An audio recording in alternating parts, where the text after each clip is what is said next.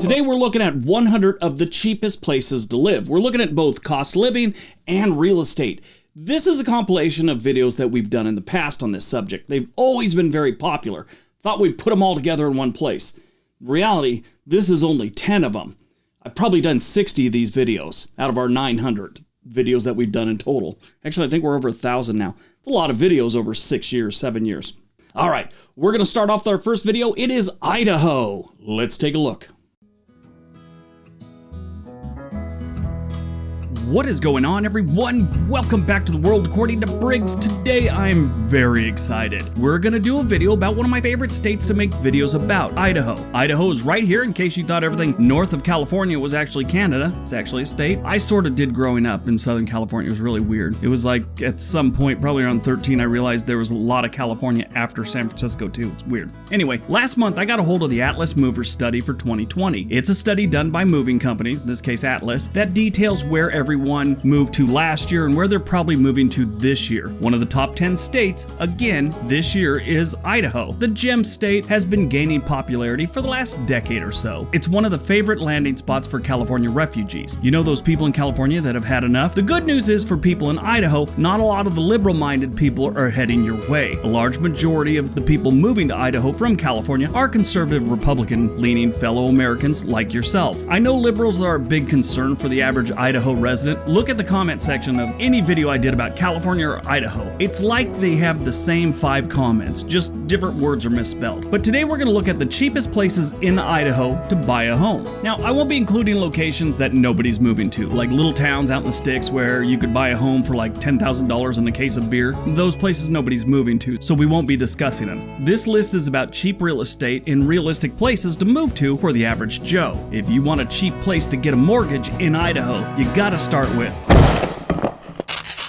Number 10, Ammon, Idaho. Ammon is a smaller suburb just outside of Idaho Falls. The property prices are affordable and the average rent isn't too shabby either. It's about $761 for a 2-bedroom apartment. So, like I said, it's affordable and it's less than an hour drive to get whatever you need in the larger city of Idaho Falls. There are 22 public schools in Ammon which have an A- rating. That's solid, forming well above the national average. This is an excellent choice for people who want to raise a family. It's safe, desirable, like I said, the schools don't suck, which is always good. This town will also offer you a very small chance of being run off the road for having a California license plate, so that's good. The median home price in Ammon is $167,000. Not bad. Number 9, Chubbuck, Idaho. This is a nice little town just north of Pocatello. I had a friend that lived there and said it's pronounced Pocatella, but it's Pocatello. Anyway, Chubbuck has a little mall and a few shops, but not the best shopping. So you're going to find yourself venturing out of Chubbuck to get anything real and probably a lot of doctor's appointments and things like that. The crime rate is very low compared to other cities, and everyone seems to know each other. So it's got that whole small town vibe. The best thing about Chubbuck is living so close to the schools. There are several decent schools, including public, private, and Montessori. This is a great town for kids. Everyone seems to be very polite and respectful of each other. Everything is also within walking distance, so that's good. My friend that lived there for like 3 years, he said if you move to Chubbuck, bring a date because they don't have any there. I thought that was pretty funny. The median home price in Chubbuck is $158,200. Number 8, Kuna, Idaho. Living in Kuna is living in one of the best cities in Idaho. And that's not a quote from a travel website, that's a quote from my friend's wife who grew up there in the 1990s. The crime rate is very low in Kuna, and that's probably because pretty much everyone is packing, which always seems to help keep the crime low. Funny how that works. Humans aren't willing to rob someone at an ATM if there's a decent chance the intended victim has a gun on them. You don't need to worry about getting jacked at an ATM in Kuna anyway. The crime is very low. The weather is great, and most of the people are able to afford to live in Kuna, which normally isn't the case. When you have low crime and great weather, it's usually really expensive. Now, there's quite a few restaurants and plenty of things to do there. Knowing where to go is a plus, and that way you don't waste time looking for things to do. Now, the only real knock on Kuna is the schools. They kind of suck statistically. The median home price in Kuna is $145,400. Not bad.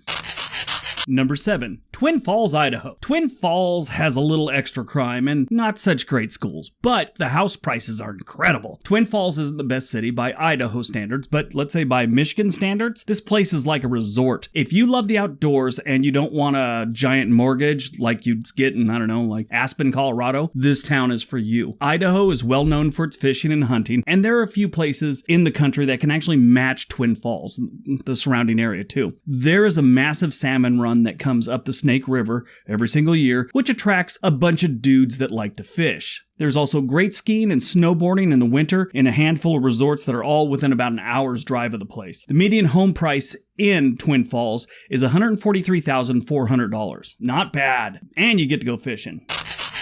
Number 6, Pocatello, Idaho. Pocatello started out from a fort that was near where present-day Pocatello is now on the Oregon Trail. At first, it was a place for fur trappers where they could sell their pelts and buy supplies, but then when the fur industry cooled down, they switched to supplying the immigrants heading west on the Oregon Trail. See, what happened was the pelts were bought in Europe, mostly by the French, and then that fell out of fashion and just destroyed the industry in the United States. Pretty weird, huh? Thousands of immigrants passed through Idaho on the Oregon Trail, and nobody really stopped until they discovered gold in 1860. All of a sudden, people started putting on the brakes and stopping in Idaho. Like the magic of gold has done in other places, Idaho attracted settlers in large numbers and towns popped up, like Pocatello. The coming of the railroad provided even further development, because next thing you know, they're pulling everything out of the ground because they can get it back east on the train, right? Makes sense. Kind of hard to wagon train a bunch of, iron ore back to Wisconsin or something like that. Pocatello has some crime, and the schools give out more Fs than a dude with Tourette's and a stutter who just stubbed his toe. The job market isn't the best here either, but if you're retired or work via the internet, this city is ideal. Now, the good news is if you work in transportation, Pocatello is known as the gateway to the Northwest, and it's pretty much a transportation hub. So if you're in that field, it's a solid place. The median home price in Pocatello is $135,500. Number 5, Mountain Home, Idaho. Mountain Home is a great place to live, has an Air Force base about 20 minutes outside of town, and has its fair share of Air Force personnel, both past and present, living there. This town is in the middle of miles and miles of farmland, and it's a great place to start a family. With an affordable housing market and a low cost of living, it's sort of a no-brainer if you want a nice quiet life that's affordable. The schools aren't the best, but there are far worse places you can send your kids. Besides, with all the money you're going to save with cost of living and mortgage payments, you could hire a tutor. In 2012, I had this bright idea to drive the Oregon Trail. I thought I'd do a section each year until I did the whole thing, drove it. The plan got scrapped after the first year, but the first year I made it as far as Mountain Home, and it was a nice little drive. I ate at a place called Taco John's. It was really good. I hope the place is still there. Anyway, the median home price in Mountain Home is $132,400. Number 4, Blackfoot, Idaho. I've never been to Blackfoot, Idaho, but statistically it looks pretty good. I had a coworker at Nike who grew up there. Great story, kind of sad, but it worked out, so it's kind of good. His dad worked for his grandfather who owned an auto repair place in Idaho Falls. He said his grandfather started suffering from dementia and would take off his clothes on hot days and start working on cars, in full view of everyone. So they decided it was time to shut down the shop and let him retire. They moved to Blackfoot for the lower cost of living, and so his grandpa could go fishing and retire. No word if he ever started fishing in the Buff. Now, Blackfoot has a lot of good. They got a little crime, and the schools could do better, but the cost of living is cheap, and the houses are really cheap. The median home price in Blackfoot is $121,500. Number 3, Caldwell, Idaho. Caldwell is part of the Boise metro area, and it's a very nice place to live overall. The crime rates are extremely low in this area, and life tends to move a lot slower than other places around the country. What I like about this one is you're not out in the sticks. When you start getting into the really inexpensive homes, it normally comes with a little crime, bad schools, or it's out in the boondocks and nobody wants to live there. They only come up short in one stat, really. Caldwell isn't setting any records in education, but they have a low cost of living, and it won't cost you an arm and a quadricep to buy a house here. The median home price is $113,000. $113,000. That's great. Now remember, these numbers are averages. I probably should have said this earlier. I like to give that disclaimer, and I'm sure more than a few people have already left a comment about how their home costs millions and millions. Let it go. We're talking averages here. Number 2, Emmett, Idaho. Originally called Emmettville, it was basically a post office named after Emmett Callahan, the son of Tom Callahan, an early settler in the area. A few years later, they dropped the "ville," and the post office in town simply went by Emmett. In 1900, the town was incorporated as Emmett. Later, in March of 1902, the Idaho Northern Railroad came to the valley, and so did all the people. Currently, they're listed at about 6,500 residents, but they are estimated to be closer to 75 in the 2020 census. We'll find out when that's done. This is a small town that is growing. The cost of living is very, very low in Emmett, and the home prices are even lower. This one has the potential to start growing faster, so the prices will rise when that happens. But right now, it's dirt cheap to live here, and it's not a bad little town. They have a little canal that goes right through town. It's kind of cool. I watched a video about Emmett, and an older gentleman said that he used to work in a building right next to the canal, and it made him want to pee every day. The average home goes for about $110,000 in Emmett. That, like I said, is pretty cheap. And you get to live near a canal that makes you pee. What's not to love?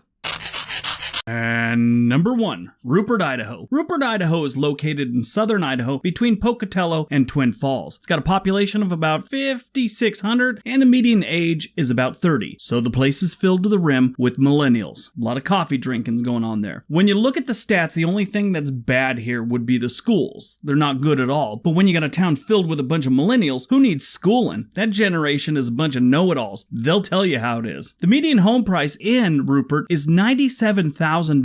You could buy a home for under $100,000, and this town is not bad. It's kind of cute. It's kind of nice. Not a lot of bad things are going on here, and the cost of living is pretty low, and the homes are dirt cheap. Why not? All right, so that's my video. I hope you guys enjoyed it. Hope you got some information out of it. If you enjoyed the video and you like what we do here, please feel free to subscribe. Give the video a thumbs up. Tell me what you thought. Let me know if you think I missed one. But this one really went by the numbers, so yeah. Anyway, everybody have a great day. Be nice to each other.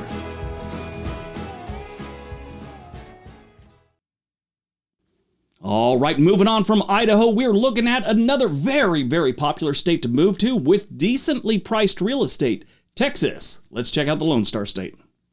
Texas in the last decade has been consistently one of the most moved to states in the country. For good reason. They do a lot of things right. Taxes aren't crazy. They have enticed a lot of big corporations to move to the state, decent schools in most places, and low crime rates on average.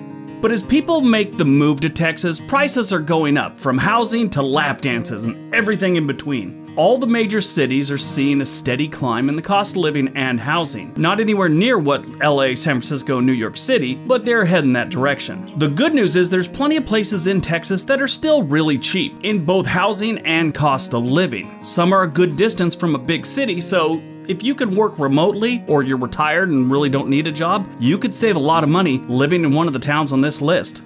Let's take a look. Number 10, Plainview, Texas. Plainview is a town in Texas with a population of about 20,000 residents. It's in what they call the Panhandle of Texas between Amarillo and Lubbock. Living in Plainview offers the residents kind of a suburb, but it's also really sparse. It's weird. It's kind of spread out. I mean, there's not houses right on top of each other, which is a good thing. Most of the residents own their own home, and many families live in Plainview. Low crime and the public schools in Plainview are above average, so it's a good place to live. It can get a little hot here in the summers, and as one subscriber explained, it can get really boring, like with a capital B. Their words, not mine. Now, I don't believe that one for a minute. I mean, come on. They have the Jimmy Dean Sausage Museum in town. For all you sausage enthusiasts. It's really just called the Jimmy Dean Museum, but he's the sausage guy, so it's the Jimmy Dean Sausage Museum as far as this YouTuber is concerned. The cost of living in Plainview is 19% lower than the national average, and the housing is actually 50% lower than the national average. A decent home can be found for under $110,000, and the nicer ones start off around $160,000, $170,000. They go up a bit, but yeah, you can get a nice home here for about $160,000, $175,000. Number 9, Elsa, Texas. Elsa is a suburb of McAllen, Texas, with a population of just a little over 7,000. Living in Elsa, you get that suburb and rural feeling again. It's kind of nice. The houses aren't right on top of each other, and, just outside of town, there's open space. Sure, it's desert, but it's still open. Now, these stats also go for the nearby suburbs of Edcouch and La Villa if you're from Connecticut or something. They all have close to the same stats and figures. But let's focus on Elsa. I've been to all three of the cities here, and one thing I will tell you, they all have really good tacos. I don't know what that's all about. It's, close to the border, and these are largely Hispanic communities, but man, the Mexican food here is amazing. So that's a plus. The cost of living in Elsa is 32% lower than the national average, and the housing cost is 69% lower than the national average. You can buy a home that needs some work for under $150,000, and a nice one will start around $230,000. Now, keep in mind, everyone has their own opinion on what's a nice house and what's not, so take a look at Zillow and you decide. But in my opinion, they've got some nice houses here for $230,000 to $260,000. And great tacos. Number 8, Presidio, Texas. Presidio is a very small town of about 1,000 people. It is a border town on the Rio Grande near Big Bend National Park. That's Big Bend as in bending something, not Big Bend like in England. It is small, but there are some positives. The first one is you know everyone. If you've ever lived in a small town of about 1,000 people or less, you tend to know everyone in town, or at least you know every family in town, things like that. There's no traffic here, and there's no crime. Very little crime, I should say. I know I mentioned this before, but if you watch too much political theater these days, you think that any town near the Mexico border is overrun and you need bulletproof windows, bars on the doors, and a guard dog just to be able to watch The Masked Singer in peace. It's just not true. There's very little crime in most border towns. The cost of living is 26% lower than the national average, and the housing is 70% lower. To be honest, it is hard to find a house for over $200,000 here. All the houses you might be able to get anywhere from $75,000, not even kidding, to $175,000. They're going to need a little work, not much, but they'll probably need a little work. It's a nice place to buy a house if you don't mind a desert town.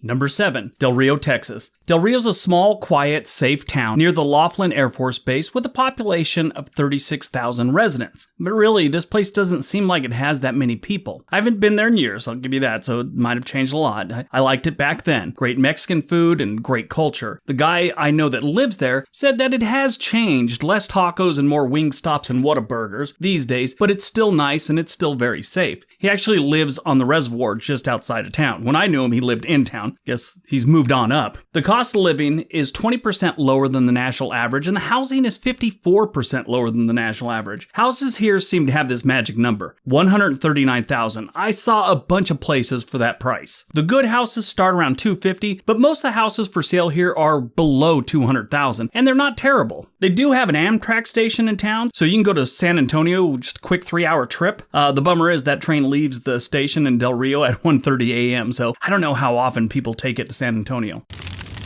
Number 6, Ozona, Texas. To most, Ozona, Texas is just a place you pee when you're driving west from San Antonio. To the people that know about Ozona, they know it's much better than just a place where you relieve your bladder. The town was organized in 1891 under an oak tree, which still stands to this day. At the base of the tree is a historical marker describing the events of the day. The town has a large statue of Davy Crockett and a museum dedicated to the politician and frontiersman from Tennessee. Ozona is actually in Crockett County, Texas. In case you're wondering about all the Davy love here, he died at the Alamo in San Antonio. And that's about it for this town. Nothing else exciting goes on here. Other than the cost of living is 13% lower than the national average, and housing is 54% lower than the national average. You can get a house here, and it is desert, and so it might not be for everyone, but every single house that's for sale here is under $190,000. The ones that need a little work are under $100,000. You can also get 100 acres of land for $100,000.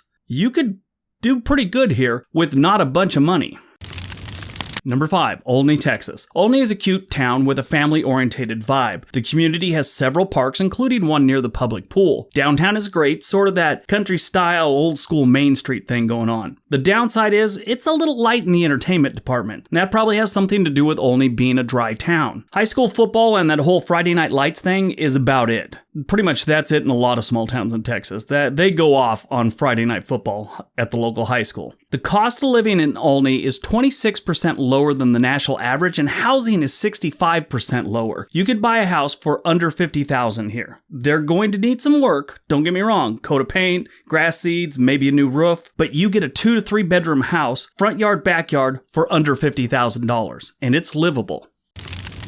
Number 4, Hebronville. In the late 1800s, this place was nothing but scrub brush. By the 1920s, Hebronville was born, and it was the largest cattle shipping point in the United States. It still has cattle, but nothing like it once was. This is a great town with great tamales at Hillcrest Tortillas. They have a company that makes tortillas and tamales, and it's great. Especially when a business stays in a small town like this, it's really good. Hebronville has about 5,000 residents, and it isn't far from the middle of the frickin' desert. This place is an hour or two from everywhere. It's like a geographical oddity, but that's sort of the appeal for Hebronville. The cost of living here is 30% lower than the national average, and housing is 58% lower. A ready-to-move-in house that will need a little cleanup will be under $100,000. Past $200,000, you can get some really nice homes in Hebronville.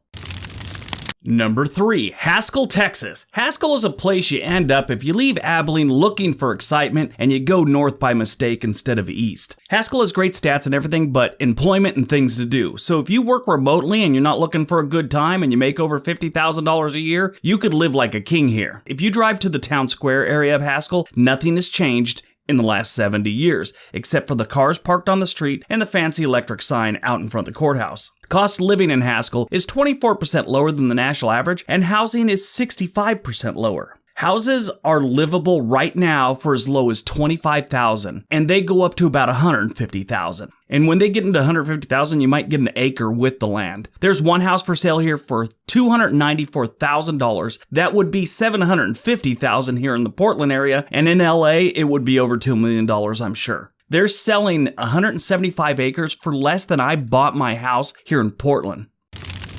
Number 2, Brackettville, Texas. Okay, buckle up. You're going to think I'm jerking you around on this one, but there are no houses for sale and may never have been for sale for over $150,000 in Brackettville. That is normally a real estate fact reserved for places like the Arctic Circle and the middle of the African savanna. That's right, you can get African savanna prices in Texas, and you don't have to worry about being trampled to death by a wildebeest while drinking your sweet tea. The cost of living in Brackettville is 26% lower than the national average, and the housing costs are 71% lower. That's crazy cheap. And number 1, Pampa, Texas. Pampa is the type of American town that has a homecoming parade downtown and everyone in town shows up. That's America. This is a great place to raise a family. It has parks all over the place, including a local water park, which is surprisingly nice for the size of the town. I was kind of shocked by that one. The cost of living in Pampa is 25% lower than the national average, and housing is about 52% lower than the national average. Other than the heat, this is a great place to live. You know, it's well documented in all my videos. I'm not a big fan of the heat. I like rain. I like cold. You're not going to get much rain and cold there, but you are going to get some heat, obviously during the summer. Now here's the good thing. A livable home here starts at under $30,000, and the nicer ones, you're talking low 200,000s. This is a great place to live, and that's why it's number 1. It may not be the cheapest on this list, but in my opinion, it's one of the better ones, especially if you're looking to relocate with a family. They actually even have some jobs here. Some of the other ones were like no jobs anywhere, and that's part of the reason they're so dirt cheap. This one actually has jobs, it has things to do, the schools are decent, cost of living is low. You could do so much worse than Pampa, Texas. All right, let's head to the opposite of Canada and take a look at the Sunshine State, Florida. Affordable housing in nice places is getting harder and harder to find these days. Today, we will list 10 places in Florida that are affordable and still a nice place to live. What is affordable? Well, that would be places that have a cost of living and housing that are around the national average. More than likely, they'll be below the national average. What's a nice place to live? That's going to be a place with a crime rate and unemployment that are below the national average as well. We'll also look at how the locals grade their town or their neighborhood. Let's take a look. Number 10, Tavares, Florida. Tavares is a city just north of Orlando in the Orlando metro area. This city has a bunch of newer construction with some 55 and older communities like Royal Harbor. It's also surrounded by lakes. It's like sandwiched in between 4 of them, like so much of this part of Florida. So make sure if you're out walking your Labradoodle at night, it doesn't get snatched up by an alligator. I'm not joking. That happens in Florida. I see YouTube videos about it all the time. I mean, it's not like a daily occurrence, but it happens. The population of Tavares was 19,000 in the 2020 census, which is up from 14,000 in 2010. So they're growing. They have a really low crime rate. It's 42% lower than the national average. Their violent crime rate's 38% lower, and property crime is also 42% lower. Now, that's what's really cool. It's a nice place to live, and their cost of living is 13% below the national average, and housing is actually 34% below the national average. The average home here, just eyeballing it on Zillow, is about $250,000 for a 3-bedroom, 2-bath, and that'll get you a decent place. If you want to build your own place, maybe in one of the communities, you could buy a lot for like $100,000 right now, all the way up to $2 million. There are a couple homes for the $900,000 range, so like all places, it can go up pretty quick. The unemployment rate here is 20% below the national average, and the locals grade it as a B+ as a place to live. Here's your brain check question. Fireball Roberts was born in Tavares, Florida. What 2 sports was he involved in? Number 9, Del Rio, Jacksonville, Florida. So this is our first trip to Jacksonville. Jacksonville, in a lot of cases, gets a bad reputation, like every metro area. It's a metro area, you're going to have some crime, you're going to have some poverty, but this part of Jacksonville is doing pretty good. Del Rio is a nice, quiet, rural-feeling area. It's close to pretty much anything you want, so that makes it kind of cool. It's rural, sort of, but it's still close to things. It's a definite plus. They got a population of almost 13,000, and their crime rate is 50% lower than the national average. Violent crime rate is actually 54% lower, and property crime is 49% lower. So that's great all the way around. Their cost of living is 10% lower than the national average, and housing is 19% lower. That's not bad. Now, just glancing at Zillow and not really getting in depth of numbers, you're probably gonna be looking at around $350,000 for a decent house. 3 bedrooms, 2 baths. Keep in mind it's a big city, so, prices are gonna be a little bit higher than moving out to the sticks. There are a handful of homes in this neighborhood that go for around $1 million, $2 million. The unemployment rate here is 14% lower than the national average. That is not bad.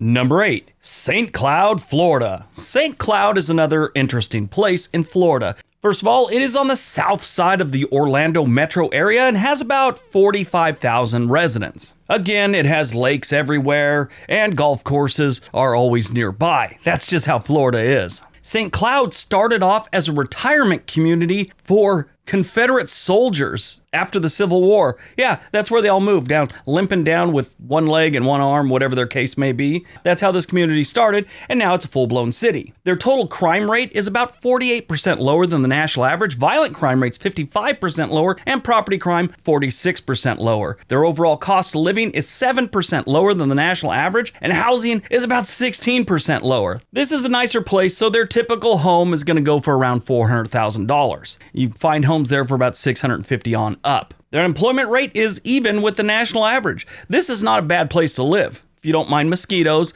and the occasional hurricane that comes through and takes your roof off your house and puts it in the lake. Number 7, Port Orange, Florida.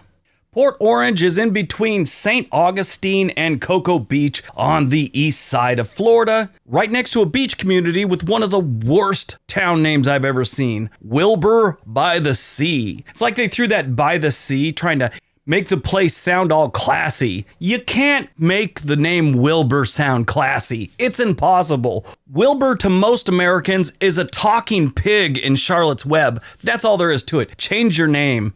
My name's Wilbur. Port Orange is pretty good. I mean, they have a lot of oranges in Florida. Port Orange is part of the Daytona Beach metro area, and it's got a population of about 62,000 residents. And those residents enjoy a total crime rate that's 35% lower than the national average. Their violent crime rate is 80% lower, and property crime is 26% lower. Their overall cost of living is graded a B- with 6% lower than the national average. Housing's 11% lower than the national average. That is great for being a city so close to the ocean. The average home you're looking at, just by eyeballing it, it looks like it's about $320,000. We'll get you something decent. There are homes here for, like $2 million, so be prepared for that if you're looking. The unemployment rate here is 45% lower than the national average. Not bad, Port Orange, not bad. Number 6, Longwood, Florida.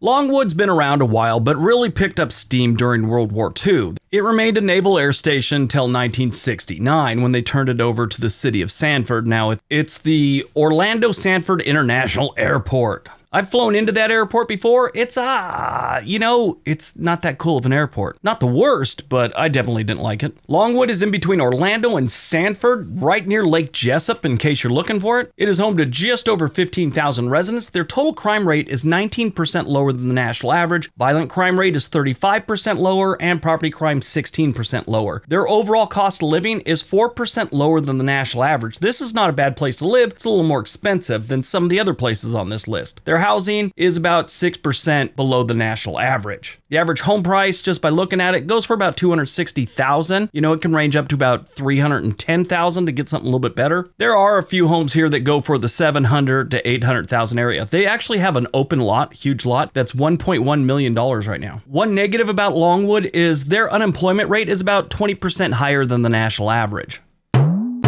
Number 5, Oldsmar, Florida. Oldsmar has a population of just under 15,000 residents, and it sits on the shores of Tampa Bay. I should say Old Tampa Bay if you're getting technical. This one gets a little explanation. This is a coastal town or beach town, whatever you want to call it, so it's going to be more expensive than most of the places on this list. But you're getting the beach, and we all know that's going to be a little more expensive. All the other stats are pretty good. Total crime rate is 41% lower than the national average. Violent crime rate is 63% lower. Property crime is 37% lower. Their overall cost of living is 2% lower than the national average, and their housing is 4% lower than the national average. But if you're going to be looking for a decent place to live here, they got plenty of things that are cheaper, like in the $300,000 range. But if you want something decent, you're looking at $500,000 and above, which, that's 4 bedrooms, 3 baths. There are homes here that are right on the water that'll go for about $2 million, so keep that in mind. The unemployment rate here is 2% above the national average. So this is a really nice place to live. It's just a little more expensive than some of the other ones on this list. Number 4, Rockledge, Florida. Rockledge is on Florida's east coast and just west of Cape Canaveral. The name Rockledge comes from one of the early settlers who started calling it that because the Indian River flows right by town and it had rock ledges,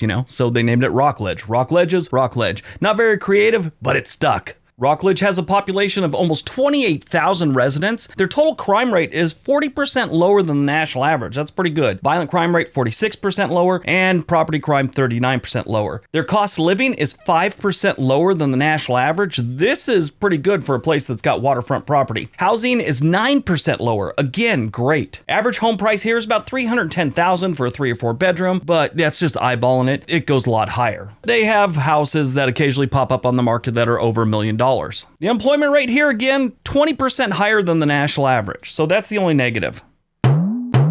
Number 3, Secret Cove, Jacksonville, Florida. So this is a neighborhood in Jacksonville, obviously. What really stuck out about this place is the locals love it. It has great reviews from people that live there. In the last census, there was a little over 7,000 residents living here, and they enjoy really low crime rate, 56% lower than the national average. Violent crime rates 54% lower. Property crime 57% lower. Their overall cost of living is 2% above the national average, and housing is 3% above the national average. Now, they have a good mix of homes. You have duplexes, condos, all that stuff, and homes by themselves. So they got a good range of prices here, but looking around, you can get in here for about $220,000 for like a 2-bedroom condo. The unemployment rate here is 31% lower than the national average. Everyone works here. Number 2, Winter Spring, Florida. Right next to Longwood from earlier on the list, you have Winter Spring. It sits on the north side of the Orlando metro area, right on Lake Jessup. There's a lot of fishing going on Lake Jessup too, by the way. If that's your thing, it's even more of a reason to move here. Winter Spring has a population of just over 36,000 residents. Their total crime rate is 60% lower than the national average. Violent crime rate 55% lower, and property crime 61% lower. Their cost of living is 2% above the national average, not bad, and their housing is 11% above the national average. Looking at a home there, you're probably looking around $430,000 to get something nice, but they have plenty of homes here for over $1 million. If you get anything lower than, I'd say, the 350 range, you're going to need some work. Probably a lot of work. The unemployment rate here is only 5% above the national average. All right, before we get to number 1, don't forget we have another channel called On This Day. There's a link down below and the answer to our brain check question. Fireball Roberts was a NASCAR driver, but he got the nickname because he was a minor league baseball player and he had a fastball that was pretty fast. They called it a fireball. Sadly, he died in a race in 1964 in Charlotte, North Carolina. This is what really sucks. He died in a fireball. Not even kidding. His car flipped over and burst into flames. All right, on to number 1. And number 1, Northport, Florida. Northport, Florida is south of Sarasota, Florida, and north of Fort Myers, kind of right there in the middle. Side note, probably about 2 years ago, I did a video and I said Fort Myer. I said Fort Myers like 3 different times, but one time I said Fort Myer. I don't know what it is with the people in Fort Myers. They lost their minds. Oh my God, I was getting threats over it. It was so weird. Anyway, Northport is a great place to live. They have a little bit over 66,000 residents, so it's a good-sized place with a crime rate that's 49% lower than the national average. Their violent crime rate is 58% lower, property crime 48% lower. Their overall cost of living is 2% below the national average, and their housing is 13% lower than the national average. They have everything from mobile homes to condos to duplexes to single-family homes. So you've got a good variety here, and there's always good stuff for sale. Just kind of eyeballing it, they say the median price range here is about $400,000. There's plenty of good stuff in the $300,000 area that's worth living in, and you could move right in, not gonna have to do a bunch of work. You will find some places, like mobile homes that are about $100,000. So you've got a wide variety to choose from. The stats here are great. All right, now this is the one that kind of got it rolling a few years back. This is just the cheapest states to buy a house. Let's take a look. One of the more popular subjects on this channel for our subscribers is affordable housing. Almost everyone wants to buy a home someday. For a lot of people, it's far too expensive where they live, so they have to start looking at other places or they just give up. The people that are going to look at other places are the people who this video's for. We are ranking this video by the states that have the cheapest homes by median home value. We'll also tell you about some of the cities where you should start your look for that affordable home you've dreamed of. But before we get started, let's be honest. If something is cheaper than most of its competition, in this case states, it's because it has some problems. And that's true with every purchase, from your houses to your cars to your tacos and everything in between. That should tell you that the states on this list aren't the best the US has to offer. As a matter of fact, most of the states on this list are on an upcoming negative video. But just because a place has some negatives and not a lot of people are moving there doesn't mean they don't have some positives and some good people living there. All right. Let's take a look.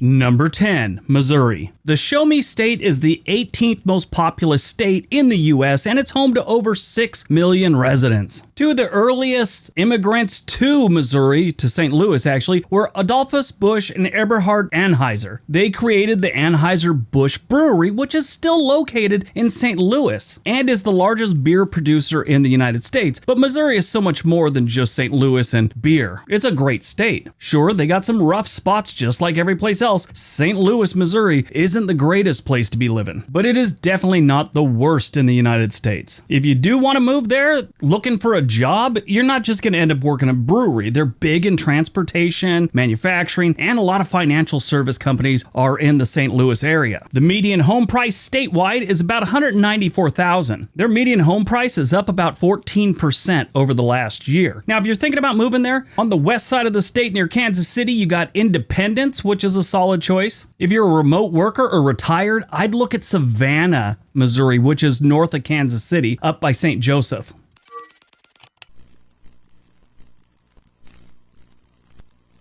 Number 9, Indiana. The Hoosier State has always been a great place for reasonably priced real estate. I'm talking way back in the 1800s. It was a good place to buy a home. Still is. Indiana is home to nearly 7 million residents and is the 17th largest state in the US. And they almost became Canadians. Yeah, Indiana's land was first claimed by Canada as New France. Indiana is big when it comes to farming and agriculture, but they also have strong manufacturing and healthcare sectors. You want to buy a home here? The median home value is about $186,000. Their change over the last year, that's up about 13%. Now, I keep telling you that, but every place in the United States has been up, unless it's some really horrible place. Some states are up about 30%, but the national average is about 19%. So the 13% here in Indiana is not that bad. Great places to look for homes in Indiana: Fort Wayne, Muncie, and Richmond maybe.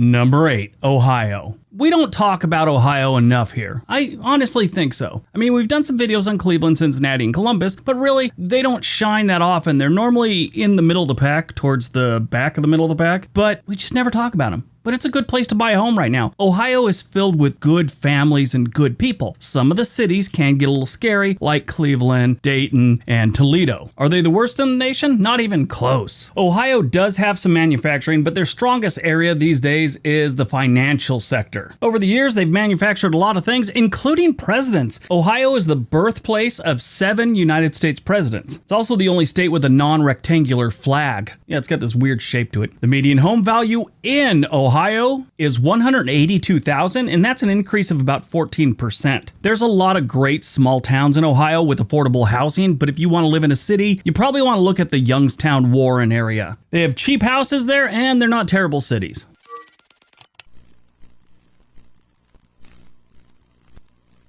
Number 7, Kansas. Kansas is a great state, and a lot of people have been moving there lately. It's the 35th most populated state in the U.S., and it's home to about 3 million people right now. This has always been a big farming state since the beginning of time. It's actually the number 1 leading producer of wheat in the United States right now. I think it always has been. They do have some manufacturing, but farming is what pays the bills in Kansas. If you have a fear of sharks, this is the absolute best state to live in. Smith County, Kansas is the geographical center of the contiguous United States, so you're really far away from the ocean and you don't have to worry about Jaws. The median home value here is about $176,000. Those prices have gone up about 11% since last year. They got a lot of great places to choose from, especially when it comes to small towns, but Kansas City is not bad, Topeka's good, and Olathe. Olathe might be a little more expensive than the other places, but it's a nice place to live. You won't be too far away from probably the best suburb in the United States right now, which is Overland Park.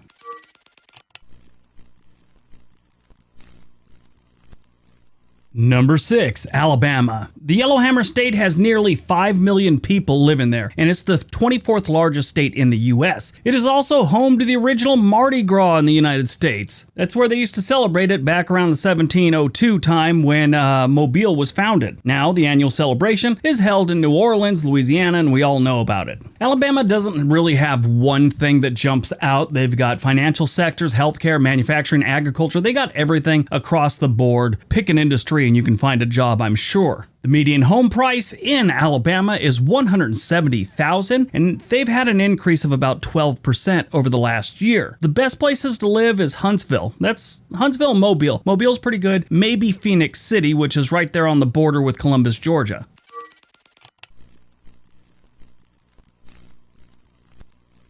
Number 5, Iowa. Just about everything going on in Kansas is going on in Iowa. I like Iowa a little bit better, and, they're a nicer place. Iowa is home to over 3 million residents, and it's the 30th most populous state in the U.S., but the population of hogs far exceeds the number of humans living in Iowa. In 2013, there were over 21 million hogs living in the state of Iowa. The median home value in Iowa is $166,000, and they've had an increase of only 6.8%. That is not bad compared to the rest of the country. Probably your best bet to find a affordable house in Iowa. Look at Sioux City, Council Bluffs, Davenport. All those are really good. And of course, they've got a ton of small towns that are just waiting for you. Those areas, though, you might want to bring a job. I mean, they got a lot of agriculture jobs, not as much as they used to, but they're leaning heavy into the green technologies, wind farms, things like that.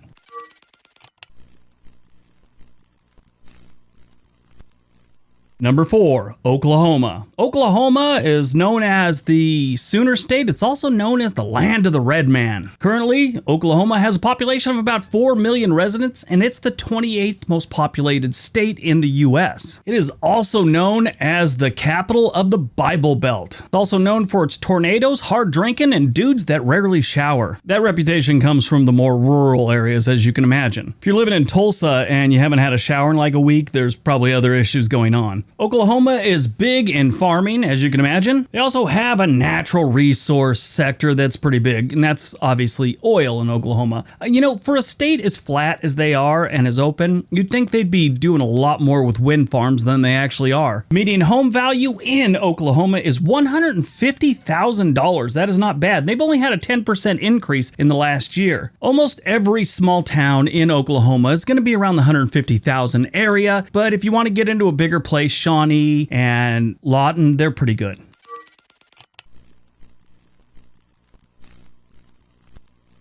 Number 3, Arkansas. Arkansas is the 33rd largest state with only about 3 million residents, but every single year they get over 20 million travelers or tourists. This kind of helps pay the bills here. They make about $5.7 billion annually with tourism revenue. If you ever get a chance, obviously go to the Ozarks. It's beautiful, but go to Eureka Springs. The entirety of Eureka Springs city limit is designated a historic district. It's a really neat little town. If you decide you want to buy a house in Arkansas, the median home value is about $149,000, and in the last year they've only had an increase of about 9%. Places you want to look at if you want to move to Arkansas: Fort Smith. It's not the best place to live, but they definitely have cheap houses, along with Texarkana, which is right on the Texas border there. If you can find anything around the Rogers, Springdale, Fayetteville area that's under $150,000, I'd be shocked, but that's one of the best places to live in Arkansas.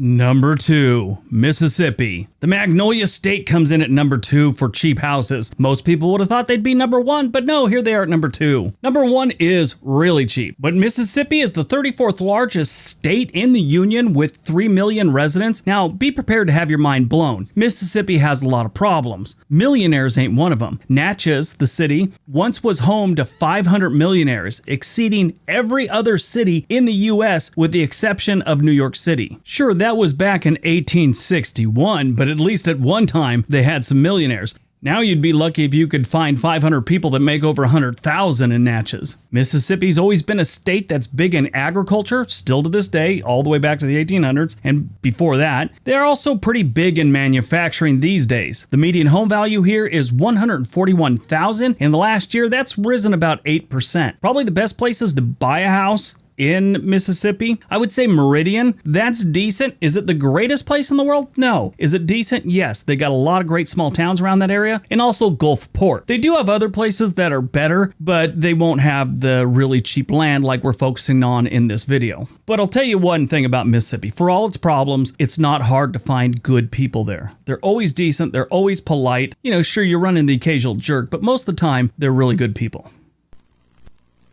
And number 1, West Virginia. West Virginia is a great state that's got a lot of problems. I love the people, love the landscape. Probably one of the more beautiful states we have is West Virginia. Sure, if you get down into the little hollers there, that might, not be as beautiful, but still, great state. Cost of living here is dirt cheap, and they don't have many jobs. So this place is not advised unless you're retired, you got income coming in, or you're a digital nomad or remote workers, they call them. People are leaving West Virginia, so I truly believe prices will still be going down for quite some time. It's the 38th most populated state in the union. They've only got 1.8 million residents there right now. Tourism is huge from used to be coal. That's kind of faded away, but they still have some of that. But tourism is becoming a big thing for them, and I think that's their future. I really do. It's that beautiful of a state. Now, keep in mind, Mississippi, their median home value was about $141,000. Listen to this. West Virginia's median home value is $118,000. That's it. Now it has increased 7% in the last year. It's still dirt cheap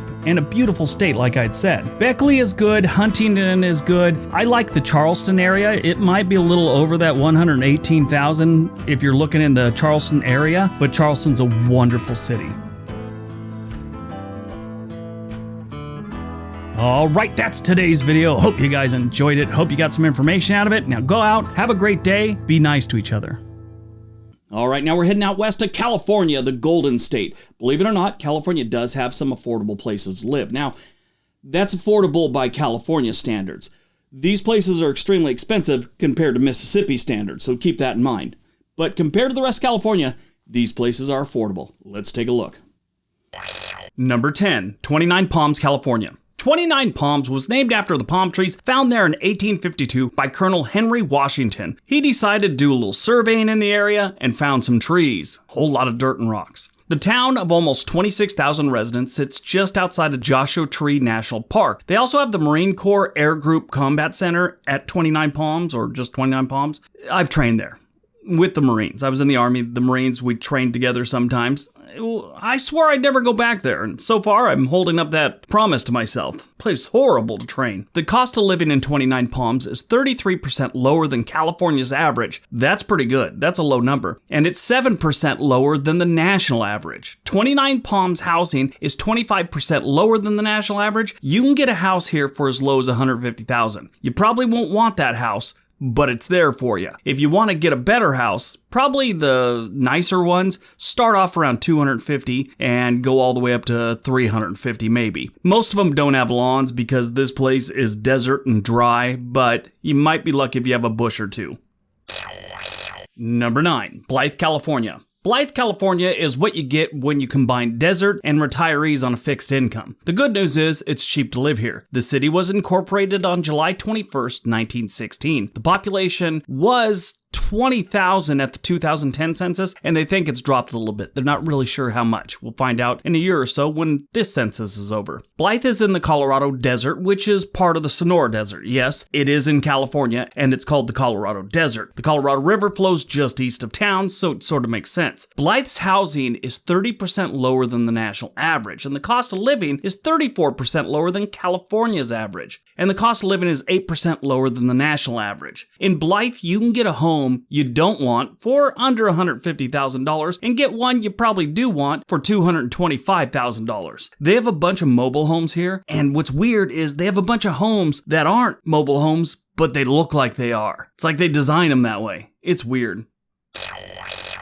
Number 8, Chowchilla, California. Chowchilla is in between Merced and Fresno. Merced is okay, Fresno sucks. Chowchilla also has the Valley State Prison, real close, and I think people would rather mention that they live near a prison than near Fresno. Chowchilla isn't a terrible place. It gets hot and it has some crime. It's not as bad as the cost of living might make you think. Chowchilla's crime rate is actually 36% lower than California's average. The cost of living in Chowchilla is 30% lower than California's average and 2% lower than the national average. The real estate prices are about 63% lower here than the California average. Houses you don't want here are around $160,000, and the ones you do want are somewhere close to $300,000. A little bit over probably. But in general, this is a really good place to live if you just get past that heat. Number 7, Gustine, California. Gustine is a little town between San Jose and Merced if you're looking at a map. Gustine has about 6,000 residents, and it's the type of place where you could drive up and down the Interstate 5 for years and not realize that this town's just a few miles off the interstate. I watched a video about how during the COVID-19 lockdown, like March and April, the police started delivering food and groceries for people because the town was so small they didn't have anything like Grubhub. That's great. They were just dropping people's stuff off, especially the elderly, so they wouldn't have to leave the house during the lockdown.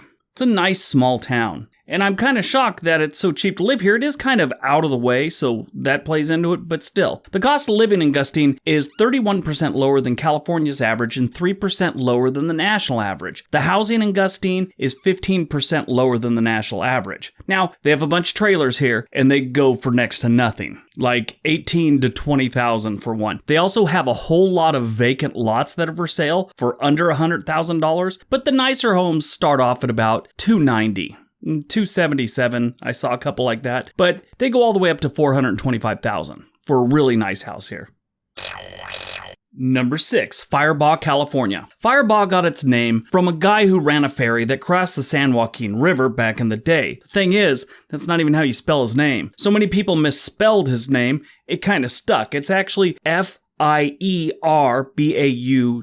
not F-I-R-E-B-A-U-G-H. So they mixed up 2 letters and it kind of stuck. This is a farming community for the most part. If you need any proof of that and the surrounding farmland didn't convince you, every year they have a Cantaloupe Roundup Festival. Yeah, Cantaloupe Roundup Festival. The cost of living in Firebaugh is 35% lower than California's average and 8% lower than the national average. Firebaugh's housing is actually 32% lower than the national average. Most all of the houses go for in between $200,000 and $250,000. Now they have a few that are higher, but all the ones that are for sale right now are right around that area, $200,000 to $250,000.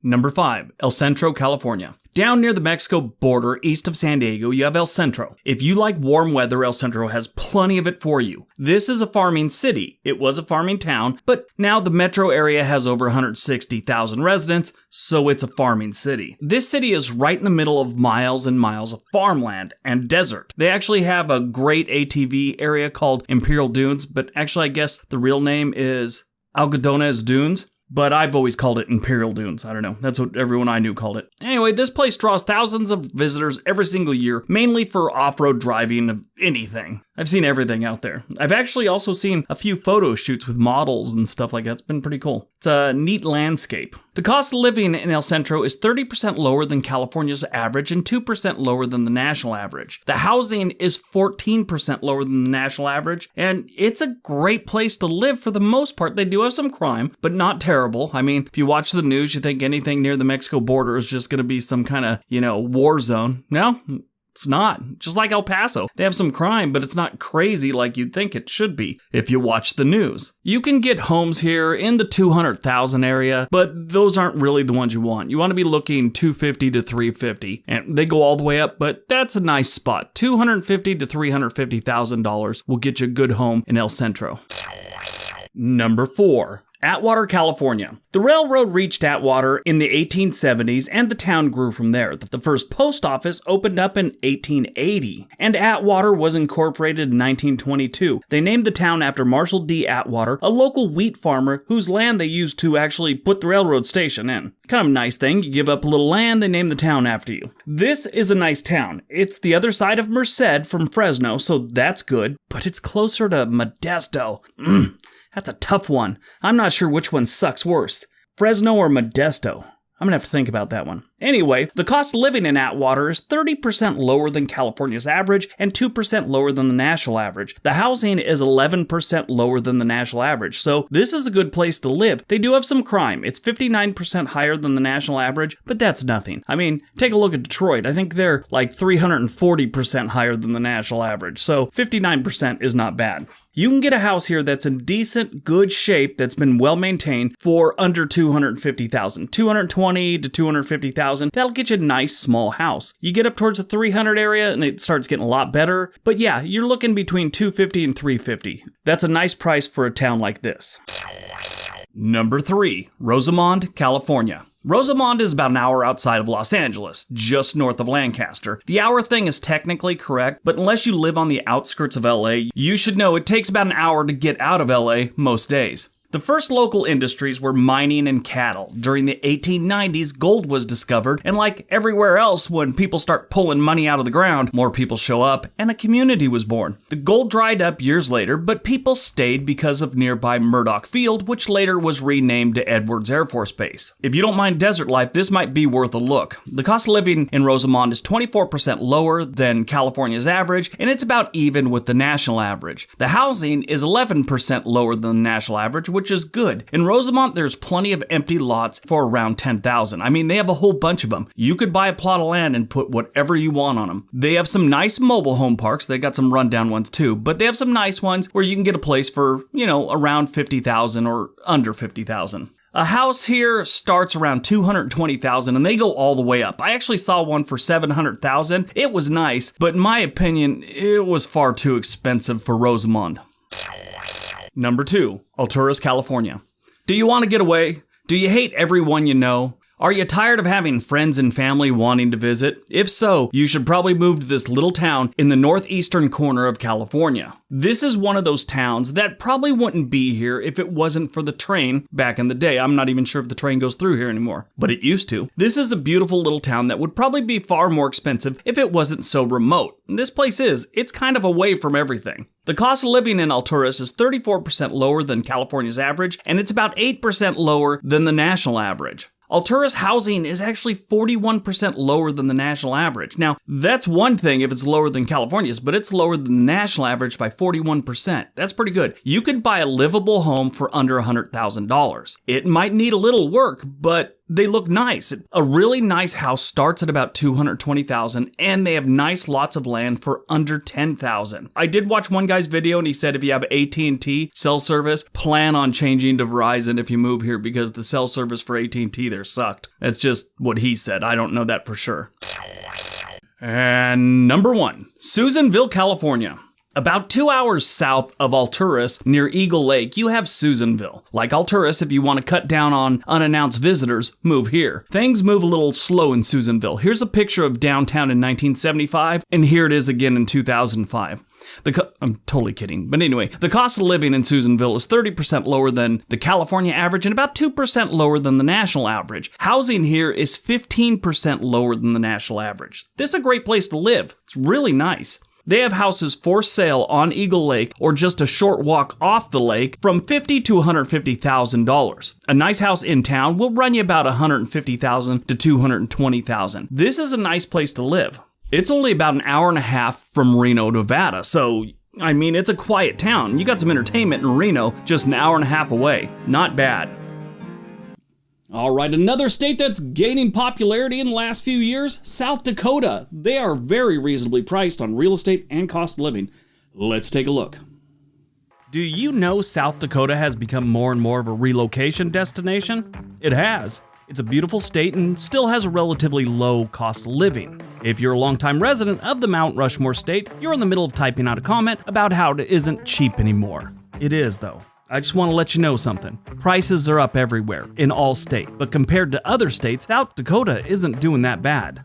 South Dakota has almost 900,000 residents, and they have grown by almost 10% in each of the last 3 decades. And that low cost of living is only part of the reason. They have good people, great outdoors, and often overlooked a solid amount of history. With so many people moving to South Dakota, I thought we'd take a look at some of the places with the lowest cost of living that are just waiting for you and your realtor to show up. South Dakota leads the nation in a few different things. Giant statues of presidential heads, short-term fiscal stability, and the percentage of college girls with seeking arrangement type accounts. This list is just focusing on the cost of living in different places. Crime is always a factor wherever you move, but in a lot of states, crime isn't as bad compared to, say, other states like California, Florida, New York.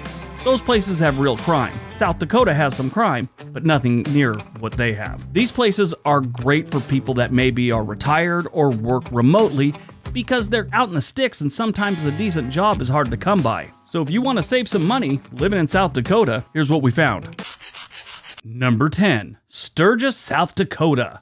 Sturgis was found in 1878 and it was originally named Scooptown because many of the residents scooped up their pay from nearby Fort Meade. Its name later changed to Sturgis in honor of Civil War Union General Samuel D. Sturgis. In 1889, Sturgis was designated as the county seat of the newly formed Meade County. That's a bunch of stuff nobody really knows about anymore because the only time you hear about Sturgis is when someone brings up the Sturgis Motorcycle Rally. In case you don't know what that is, it is a motorcycle rally that gets around 500,000 people. Yeah, this is a town that normally has less than 7,000 people. Yeah, so it gets a little packed. Sadly, like so many other things though, the Sturgis rally was canceled this year. After the rally, life is kind of normal and inexpensive, and it's a small town. The cost of living in Sturgis is 9% lower than the national average, and the housing in Sturgis is 23% lower than the national average.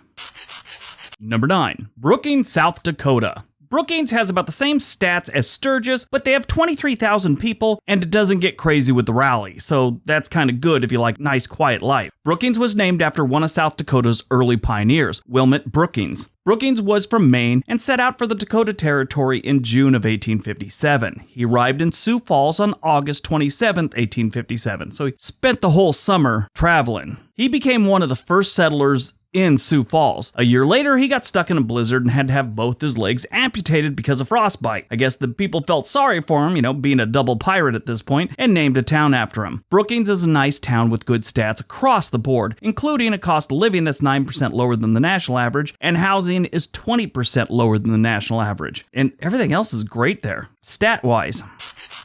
Number 8. Watertown, South Dakota. Watertown was founded in 1879 as a rail town with almost 800 people. The population was around 21,000 at the 2010 census, and it looks like they gained about an extra 1,000 in the 10 years since. Watertown is the 5th largest city in South Dakota. So I read a bunch of reviews on Watertown, and most people gave the town really nice reviews. They said it's a great place for families and all kinds of stuff. One person, though, did say something kind of weird, and I quote, "This town should be avoided at all costs. It is overpopulated with brain-dead country bumpkins that think Sioux Falls is a big city like Chicago," end quote. So I think that person had a problem, but everyone else seems to like it. The town does have a nice little zoo called the Bramble Park Zoo. It just celebrated its 100 years in 2012, so it's been there a bit. The cost of living in Watertown is 10% lower than the national average, and the housing is 21% lower than the national average. So it's not a really small town. It's, not terribly close to any big cities, but it's a nice place.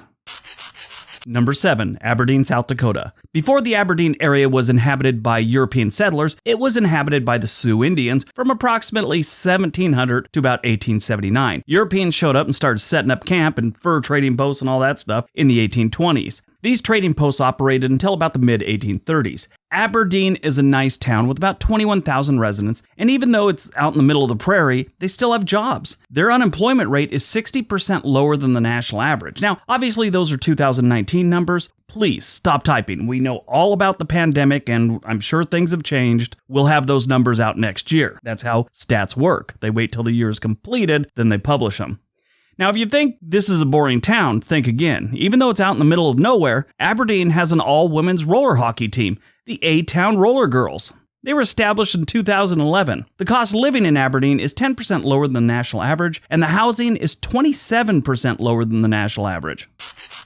Number 6, Vermilion, South Dakota. Vermilion sounds like something someone says when they're trying to say millions of vermin and they trip over their words. Vermilion is located in the southeastern corner of South Dakota and is the 11th largest city in the state. According to the 2010 census, the population's a little over 10,000. The city lies on top of a bluff near the Missouri River. Kind of a nice looking place. Lewis and Clark actually camped at the mouth of the Vermilion River near where the present-day town is in August of 1804. The previous day, they had killed their first buffalo or bison, and then the following day they climbed a place called Spirit Mound. So the place has a little bit of history, and I love any Lewis and Clark history. That's an amazing story. I heard they were doing a movie on it. I don't know what happened to that. Anyway, moving on. The cost of living in Vermilion is 12% lower than the national average, and the Vermilion housing is 28% lower than the national average. All their other stats are pretty decent, and it's not a bad looking place to live.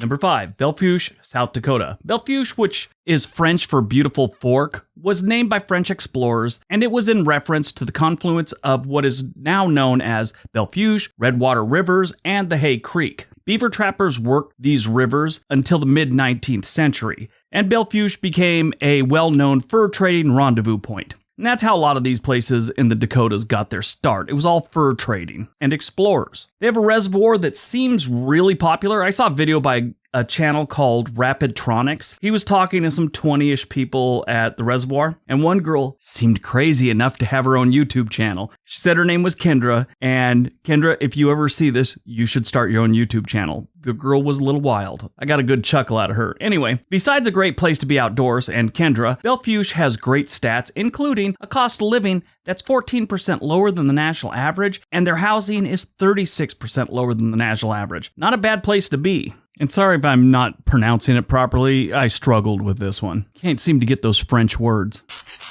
Number 4, Mitchell, South Dakota. The first settlement at Mitchell was made in 1879. Mitchell was incorporated in 1883, and it was named for Milwaukee banker Alexander Mitchell. You gotta love this town. It's in a great state, and it's got a corn palace. I'm not even kidding. It has a place called the Corn Palace. The Corn Palace, or it's commonly advertised as the world's only corn palace, even though there's others. I can't believe there's others, but yeah, there are. Anyway, this one is the Mitchell Corn Palace. It's a multi-purpose arena facility located in Mitchell, South Dakota. These people are very proud of their Corn Palace too. In 2004, national media attention was drawn to the Corn Palace when it received Homeland Security funding. This drew criticism of the Department of Homeland Security and its grant program. I guess they're trying to, protect the big fiberglass corn out front or something. Who knows? Mitchell is one of the few places on this list that has some crime. Not terrible, but it's 60% higher than the national average. I say not terrible because there are cities in this country that are 350% higher. So 60% higher isn't good, but it's not terrible. Here's the good news. The cost of living in Mitchell is 16% lower than the national average, and housing is 31% lower than the national average. So that's good. Number 3, Yankton, South Dakota.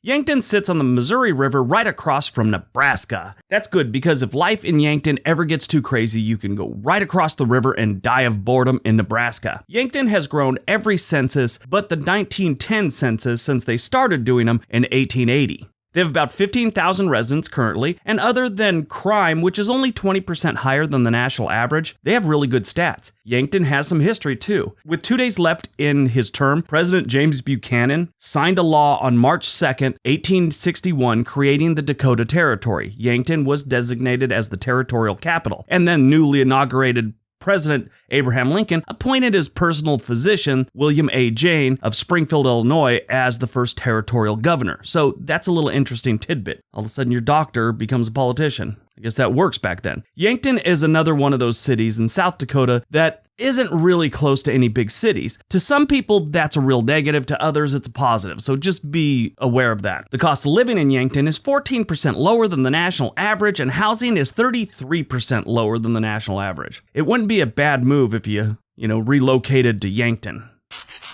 Number 2, Madison, South Dakota. There isn't much to Madison. It's in the middle of miles and miles of farmland and in between a few lakes. It's also the birthplace of Mary Hart, who's the longtime Entertainment Tonight correspondent. They also have a giant fiberglass buffalo in front of a car dealership, and that's about it. I do wonder if they'd let me climb on top of that buffalo and take a selfie. If anyone works at the dealership, let me know. I may make my way out there. Yeah, like I said, there's not much to Madison. It's a quiet little town. Not a lot of history here. It's just a nice town. The cost of living in Madison is 18% lower than the national average, and housing is 42% lower than the national average. This is a great place to live if you bring your job with you. Like I've been saying, if you're retired, which isn't bringing a job with you, you're just retired, or if you work remotely, this might be a great option.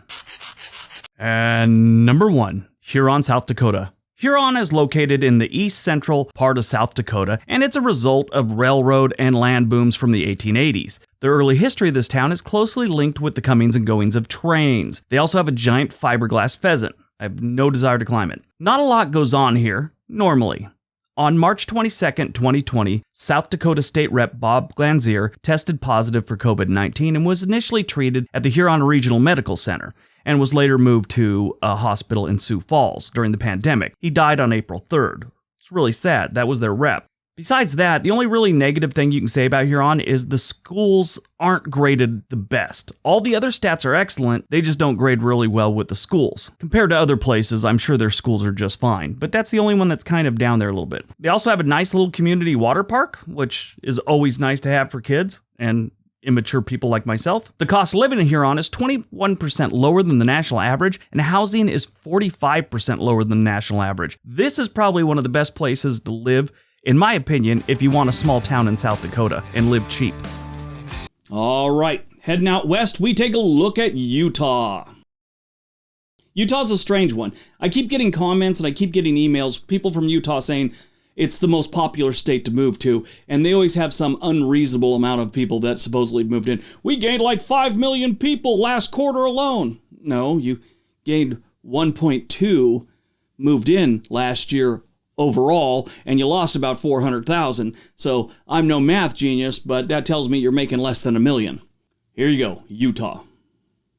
What is going on, everyone? Let's talk about the Beehive State, Utah. In recent years, Utah's been climbing the list of the most moved to states. Low crime, good schools, jobs. Compared to most states out west, they're doing really good. Sadly, because of their popularity and appeal, the cost of living is climbing along with the cost of housing. The median home price in Utah right now, according to Zillow, at the end of 2021, is $512,000. That is well above the $361,000 nationwide. So those numbers should tell you finding an affordable and nice place to live in Utah is kind of hard. We'll do our best. Couple things to keep in mind. We are looking for nice and affordable, not just affordable where you're out in the desert with neighbors that have cars in their property that haven't moved since the Reagan years. The second thing is this. This is Utah we're looking at, not Mississippi. The prices are going to be higher. If you get sticker shock and want to leave a comment about how nobody could afford these prices, the thing is, you might not be able to, but other people can, or they wouldn't be this expensive.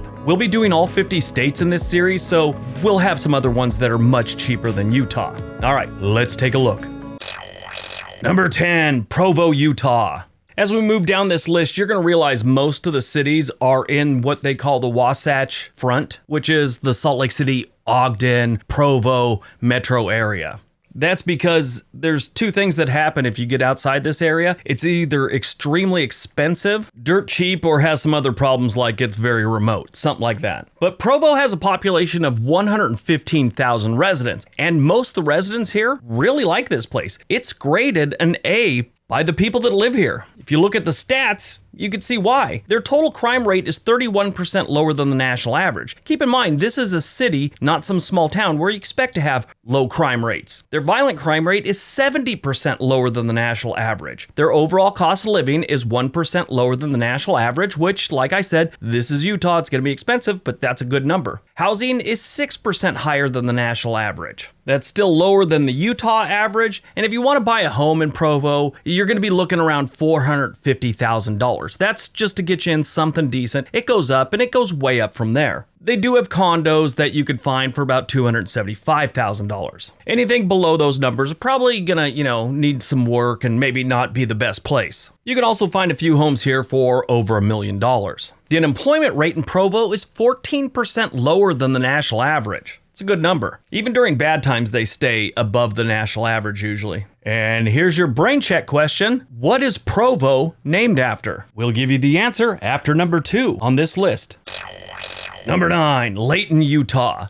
Layton is north of Salt Lake City and south of Ogden, Utah. This is another city that gets a lot of high marks from the people that live there. One thing that a lot of people bring up is in Layton, you have access to what they call the Front Runner. This is a commuter rail that runs all along the Wasatch Front. This thing goes from Brigham City to Provo, so if you've got a commute, this is great. The population of Layton is 72,000 residents, which is a good-sized place. Their total crime rate is 17% lower than the national average. Violent crime rate, apparently no one gets hurt here at the hands of another person. That's 54% lower than the national average. Their overall cost of living gets graded a C, and it's even with the national average. Housing is only 8% above the national average, and the average home here goes for about $400,000. That $400,000 will get you something nice. You can get up into the $600,000 and $700,000 area to get something really nice here. Their unemployment is 44% lower than the national average.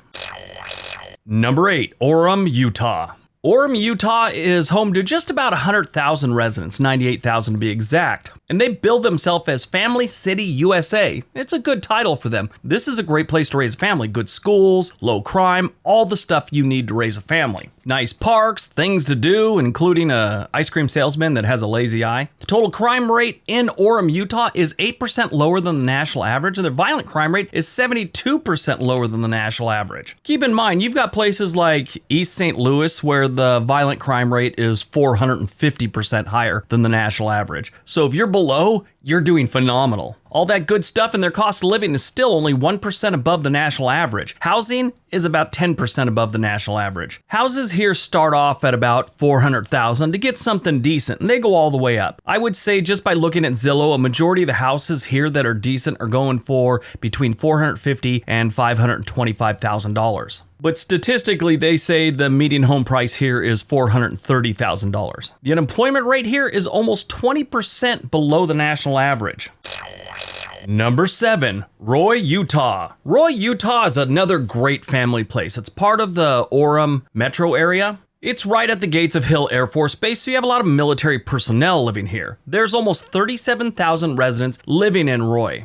They have a pretty good hamburger place here called the Burger Bar. It's been there like 60 or 70 years. The place is good. There's always a line, it seems like. I've been there 3-4 times. Every single time I've gone there, there's a line. That's how I judge a good hamburger or taco place. If they've got a line outside the door, it's decent. The total crime rate here is 40% below the national average, and their violent crime rate is 66% lower. Their cost of living is 6% lower than the national average also. That's good. Housing is 11% below the national average. They say the median home price here is $450,000. I see a lot of things in this town that are below the 400,000 mark, like 350 on up, that look really nice, livable, and ready to go. They don't have much crime anywhere in this city, so, no house is going to be really that bad. Maybe need some new paint. I saw some livable older homes probably need a little work, and they were going for under 300,000. The unemployment rate in Roy is 32% lower than the national average. Not bad, Roy. Utah people, you never see unemployment that's really high. These people don't mind working. Part of their culture, even if you're not like a hardcore Mormon or anything like that, that rubs off on your neighbors and your community.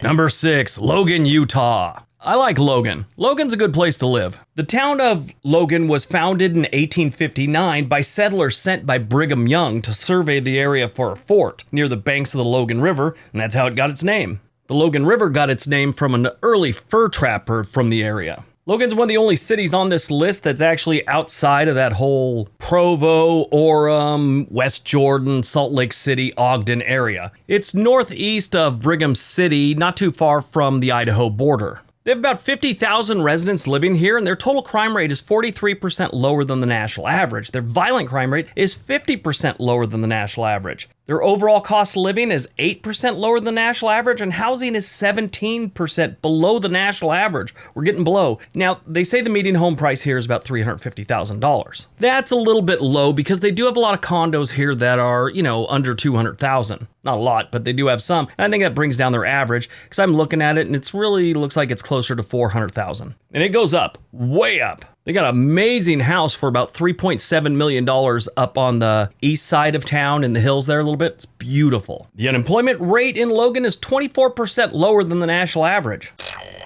Number 5, Springville, Utah. Springville, Utah is in the Provo-Orem metro area. It's just south of Provo, not too far from Provo Bay. Springville, Utah is known as Art City. They've got a lot of artists here and a lot of different museums. They have Springfield Museum of Art, which is Utah's oldest museum of visual fine arts. It goes back to like the 1930s. The few times I've been to Springville, it kind of gives that rural feel, like, not a lot of sidewalks and things like that. The streets are extra wide. That's a thing here in Utah, that for some reason, the streets are really wide. Like, they're 2 lanes, but they could easily fit like 4 lanes. Springville has a population of about 32,000 residents. Their total crime rate is 41% below the national average. Violent crime rate is 80% below the national average. You actually got to be a real tool to get beat up here, robbed, or something like that, because nobody's hurting each other here. Their overall cost of living is even with the national average, and their housing cost is 9% above the national average.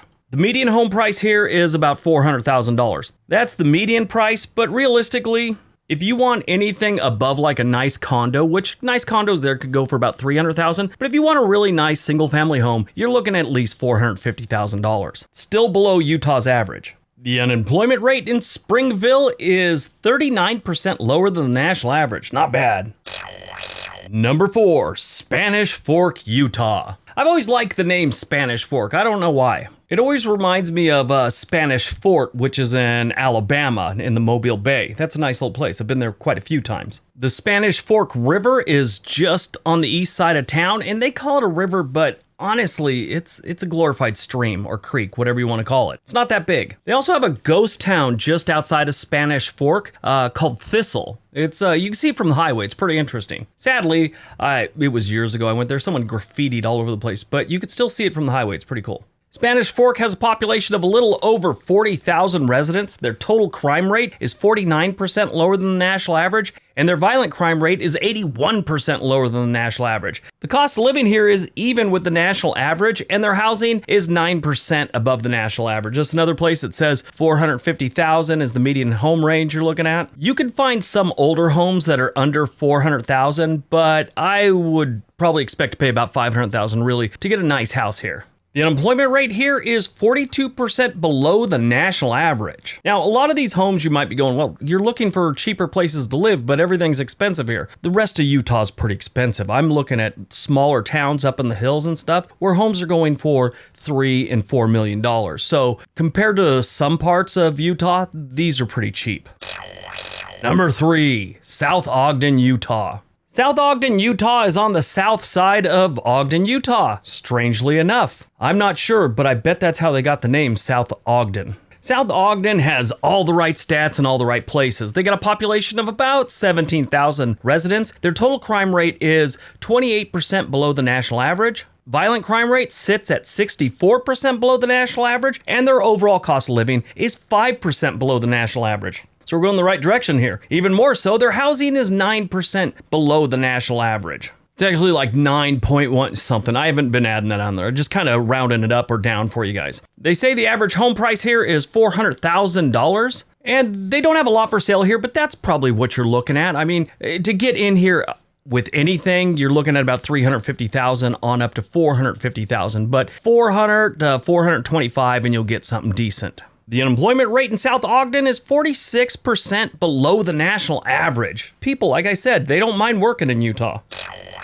Number 2, Washington Terrace, Utah. Washington Terrace, Utah is just outside of Hill Air Force Base, to the north of Hill and south of downtown Ogden. This isn't a really big place. They have a little over 9,000 residents living here, and it didn't change much between 2010 to 2020. Like, they gained less than 200 people in 10 years. Here's an interesting fact about this little town, this little city. Washington Terrace was the scene of a crime, which I won't get into because it's kind of horrible, but the last person to ever be executed by firing squad, yeah, he committed the crime here. Other than that, this is a great place to live. The total crime rate in Washington Terrace is 29% lower than the national average. Their overall cost of living is 10% lower, and housing is 17% lower than the national average. Looking around, you can get into a house here for about $350,000. They do have more expensive ones, but that's, I'd say, about average there. The unemployment rate here is 26% below the national average.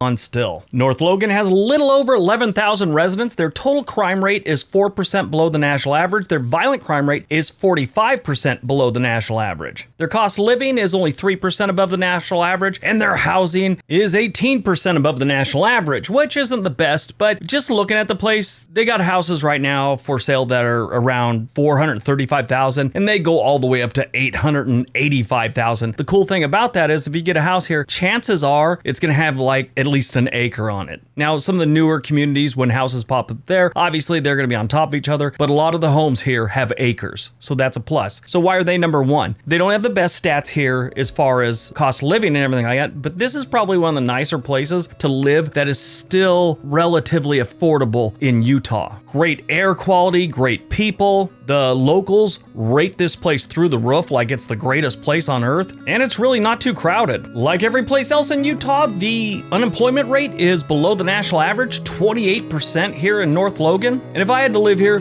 this is where I'd move. All right, heading up to the Pacific Northwest and one of my favorite states, Washington. Washington, for all its faults, has become a very popular place to move to in recent years. It's gaining steam. Let's take a look. Let's talk about decent and affordable places you could buy a home in Washington state. Washington is one of our states that overflows with natural beauty, from the Puget Sound to the Cascade Mountains to the grasslands of eastern Washington. The evergreen state has something for everyone to look at, I promise you, and that includes affordable houses in nice areas. Because of this, Washington has always been one of the most moved to states, at least the last, I'd say, 2 decades. And that's not just the Bigfoot hunters and loners that have a bone to pick with the government and go live in the woods. They have a bunch of that too. But I'm talking about us normal folks that just want to buy a house and live in peace without Bigfoot or anger issues towards the government. In the past, we've done lists about states where you can get a decent house for under $250,000 and under $200,000. Washington is a little more expensive than past states, so it's hard to find a really decent home for $200,000 or less. In a decent area, I should say. You can find them, I just don't know if you'd really want to live there. That being said, today we're looking at nice places with decent homes for around $300,000 in Washington state. All right, let's see what we found. Number 10, Pacific. Yes, they have a city called Pacific. That's it. It's not that big, but it's there. Pacific is a town of just over 7,000 residents east of Tacoma and just south of Auburn, Washington. It's not a bad place to live if you don't mind rain. They get a bunch of it. As a matter of fact, they had record-breaking rains in November of 2006 that pushed the White River over its riverbanks along the Pacific City Park, creating a temporary 25-acre lake. Within hours, developers tried to advertise lakefront property they had for sale. Just kidding, but I wouldn't doubt they'd thought about it. Can we just keep the lake and put some houses here? People will buy them. That's how they are. The livability score in Pacific is 79, which is solid. Anything above 75 is good. Anything below 70, you might want to avoid. The population here, like I said, is 7,042 residents. That's the 2020 numbers. Now, they say the median home value is $211,000. Median rent price here is about $1,075. That's just the median. But you can get a fixer-upper in Pacific for around $280,000. A nice, ready-to-move-in house is gonna be about $380,000. I looked around. You can find them between $320,000 and $380,000 that are ready to move in. But like I said, they get some rain issues and they always seem to have problems around the White River. So keep that in mind. The Mud Mountain Dam on the White River in 2009 that has a reservoir behind it, they had to release a bunch of water so the dam didn't collapse and it caused massive flooding. So keep that in mind. Maybe buy a house that's a little above ground, you know?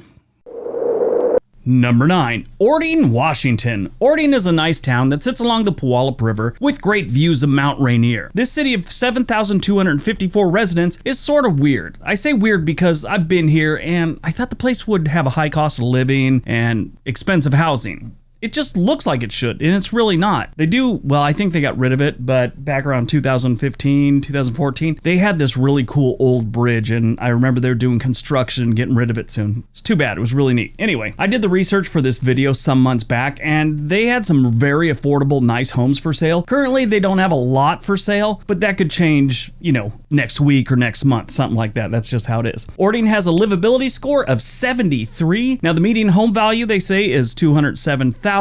And the median rent is $1,446. But on normal times, you can get a fixer-upper here for around $280,000, but a nicer home's going to be $310,000 on up. A lot of them seem to hover around $400,000 for the really nice homes here. That's not terribly expensive for how nice this town is.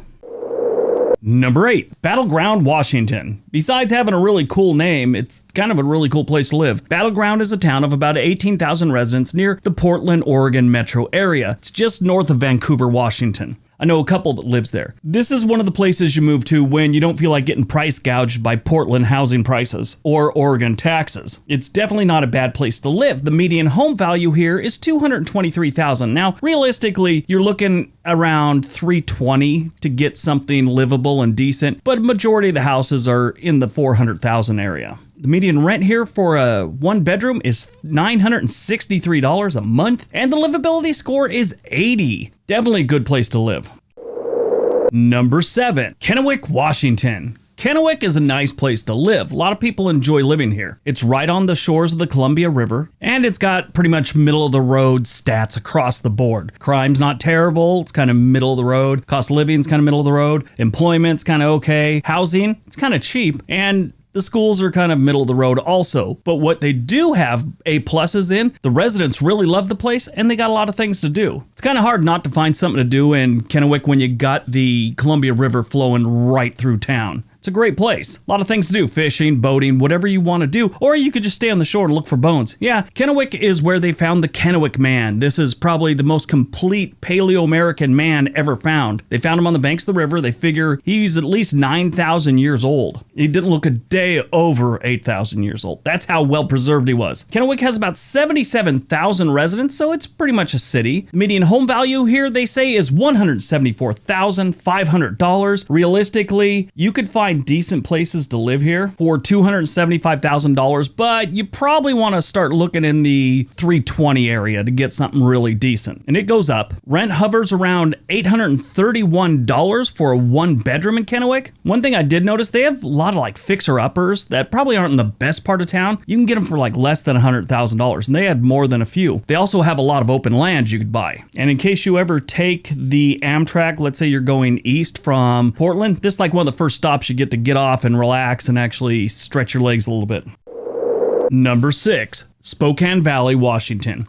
Spokane Valley is like the last good-sized town you hit before you get into Idaho. My wife has some family that lives in this. I've been married 27 years, so I guess technically they're almost like my family at this point, but they've lived here for years and they love it. The livability score in the Spokane Valley is 79. The population is 93,322, so they almost fall into that category of a actual city. Now I say by all measurements because some people consider it a city when it's over 20,000. Some people don't consider it a city till it's over 100,000. Everything below 100,000 to a lot of people is considered a town, so that's why I say it that way. Spokane Valley is right next to Spokane. Right now you're looking at video of Spokane because I like Spokane better. It's got my favorite waterfall right here. And if you ever take that train east from Portland or Seattle, when you get to Spokane, don't plan on taking any pictures because it's like 1 a.m. when you get there. You're probably going to be asleep. But if you ever get a chance, visit Spokane and the Spokane Valley. The median home value here, they say, is $169,900. But realistically, it's not that bad here. You could actually find fixer-uppers that'll probably need more work than you want to get involved in for about $130,000. But around $200,000, you can get something that's not going to need a bunch of work. The nicer homes start at about $300,000 and go on up. Now, the only downside of this place, it has a little more crime than I'd like to have in a city I'm suggesting to people, but it's getting better. When Spokane Valley was actually incorporated, it was the third largest newly incorporated city in U.S. history. Normally, towns are incorporated when they've only got like 10,000 people or less. They had over 80,000 residents when they decided to incorporate. Some of those residents are actually from their minor league baseball team. I read an article about them. They're called the Spokane Indians. And when all these teams were getting pressure about changing their names from Native American names, I remember seeing a thing, and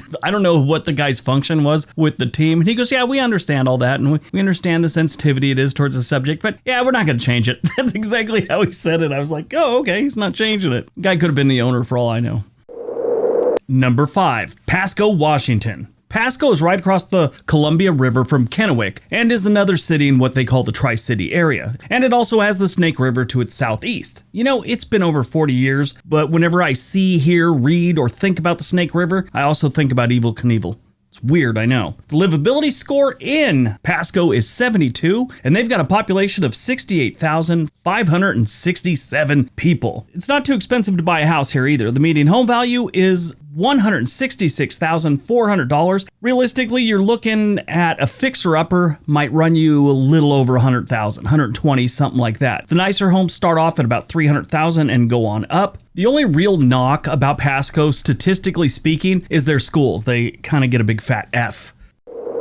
Number 4. Town and Country, Washington, is a census-designated place north of Spokane with about 5,000 residents. On maps and things like that, it's called Town and Country, but the locals call it Linwood for some reason. My granddaughter does that. She meets little girls or little boys at the park, and they'll say their name. Hi, my name's Jacob. She just gives them another name and keeps using it. She had one little girl not too long ago, kept calling her Lulu. The little girl kept going, my name's Christine. It was hysterical. Well, anyway, the locals around Town and Country have the same affliction as my granddaughter. The livability score in Town and Country, or Linwood, is 81. Like I said, they got a population of just over 5,000 with 5,048. The median home value here, $163,400, which isn't terribly high. The median rent price here is about $910. A fixer-upper, realistically, is going to be somewhere around $230,000, and the nicer homes start off around $300,000 on up. According to the U.S. Census Bureau, the whole place is only 1.4 square miles of land. That's it. And part of it is a cemetery.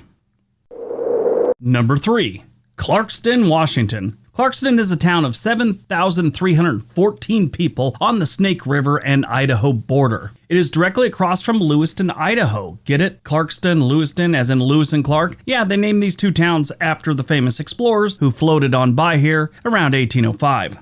The livability score here is 72, and the median home value is $127,500. You can get a fixer-upper here for about $130,000, and that's pretty much all they have are fixer-uppers. They don't have a lot of new homes being built in Clarkston, and it normally wouldn't be a place I'd recommend, but they have a lot of land for sale. Between $22,000 and $90,000, you can get anywhere from half an acre to a full acre. But if you do find a new home, it's going to be over $400,000. Number 2, Grandview, Washington.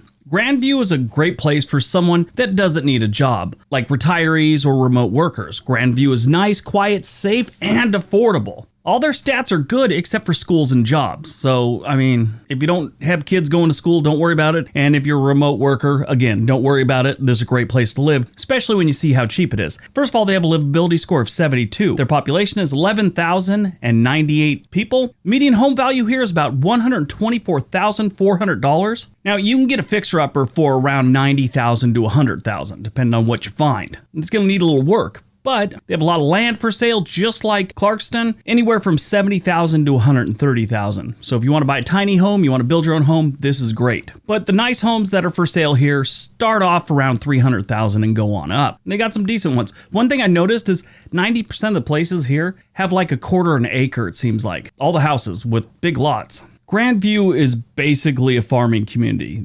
Apples, cherries, Concord, wine grapes, hops, asparagus, corn, wheat, and they even got some dairy farms, so choose your home cautiously. If you've ever lived downwind from a dairy farm, you know what I'm talking about. This is a neat piece of trivia. They gave it the name Grandview because of its views of Mount Rainier and Mount Adams. So that's kind of cool.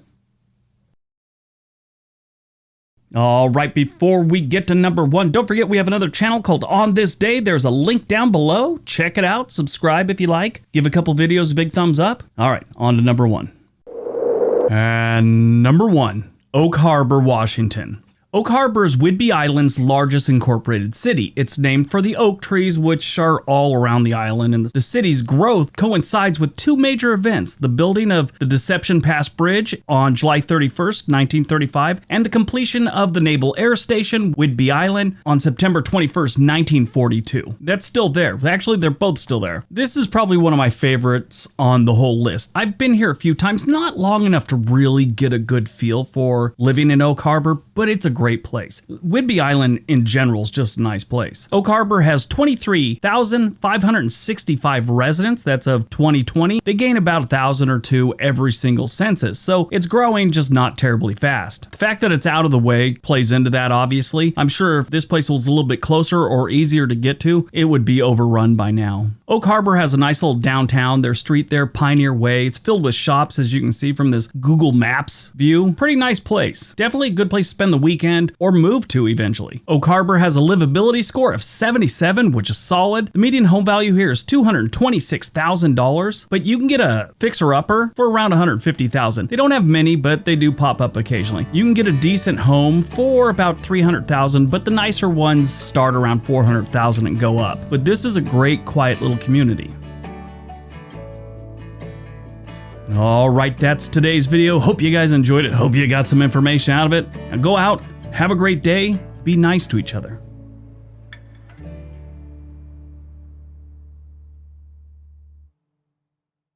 All right, we forgot to do the intro for this one last night while we were making this video. This next one is just affordable towns throughout the United States. It's one of the ones that kind of kicked off a series. That's how I normally do it. I'll do like the most affordable towns in the United States, then I'll start breaking it down by region or states. This was the first one of the affordable or cheapest towns. Let's take a look.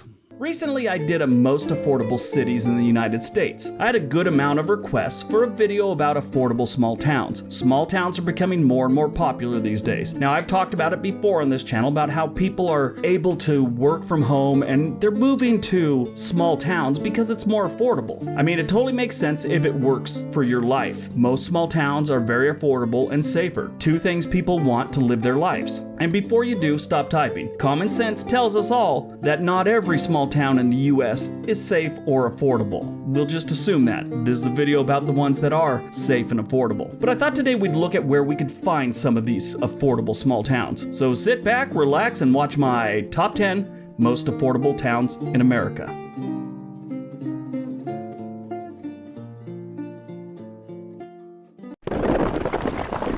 Number 10. Tupelo, Mississippi. It's not too often Mississippi makes it onto a positive list, so congratulations, Tupelo. You're a diamond in a really, really rough state. Tupelo is famous for being the birthplace of Elvis Presley. These days, it has a population of about 34,000 people with a median household income of about $42,000 a year. They have a really low unemployment rate of about 3.8%. The cost of living here is about 15% lower than the national average. It makes it very easy to live in this town comfortably. You can get a well-kept quiet 3-bedroom home on an acre or two for about $100,000. On top of that, it's relatively safe. AreaVibes.com gives it a B- in crime, which is solid, especially for Mississippi. Way to go, Tupelo.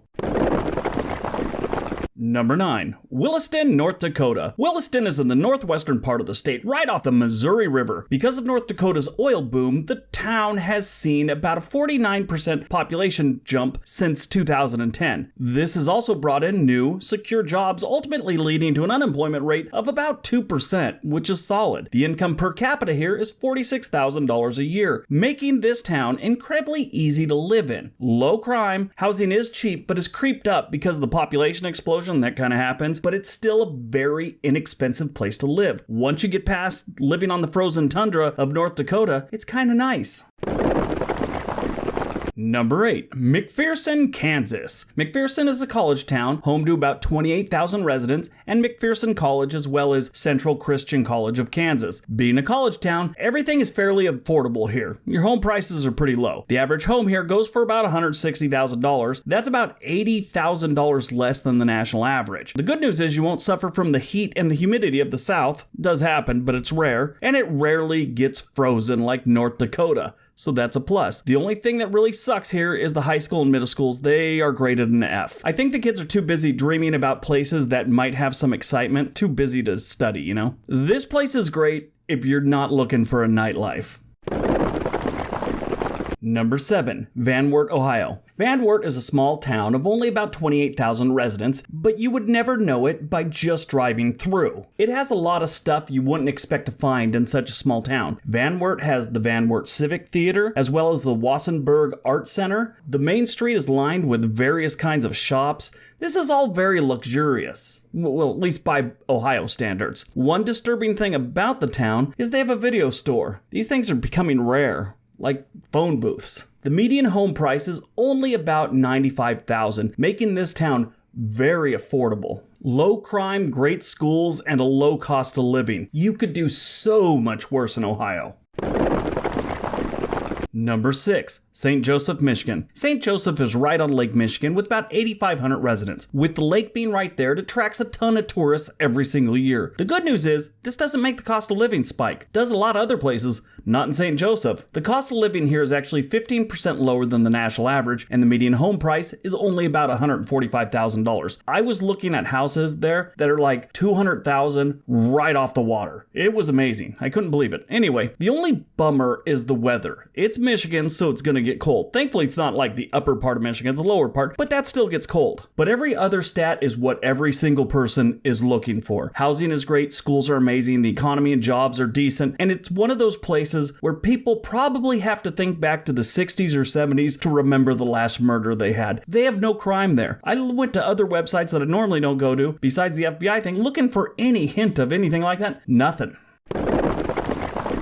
Number 5. Lexington, Nebraska. Lexington is home to about 25,000 residents and is about 2 hours west of Lincoln, Nebraska, which is the second largest city in Nebraska, and really Lincoln's not that big. There's not a lot going on in Nebraska. Lexington has an amazing unemployment rate of 2.8%. The town's major employer is Tyson's Foods beef processing plant, which employs about 3,000 of the residents. I know a guy who worked at a meat processing plant when he was in his 20s. He always said after working there 1 week, he went vegan. He's like 50 now and he's still a vegan. It damaged him, I guess. Anyway, the cost of living in Lexington is 19% lower than the national average, and the cost of housing in Lexington is 47% lower than the national average. Crime is lower than average, and the schools are decent.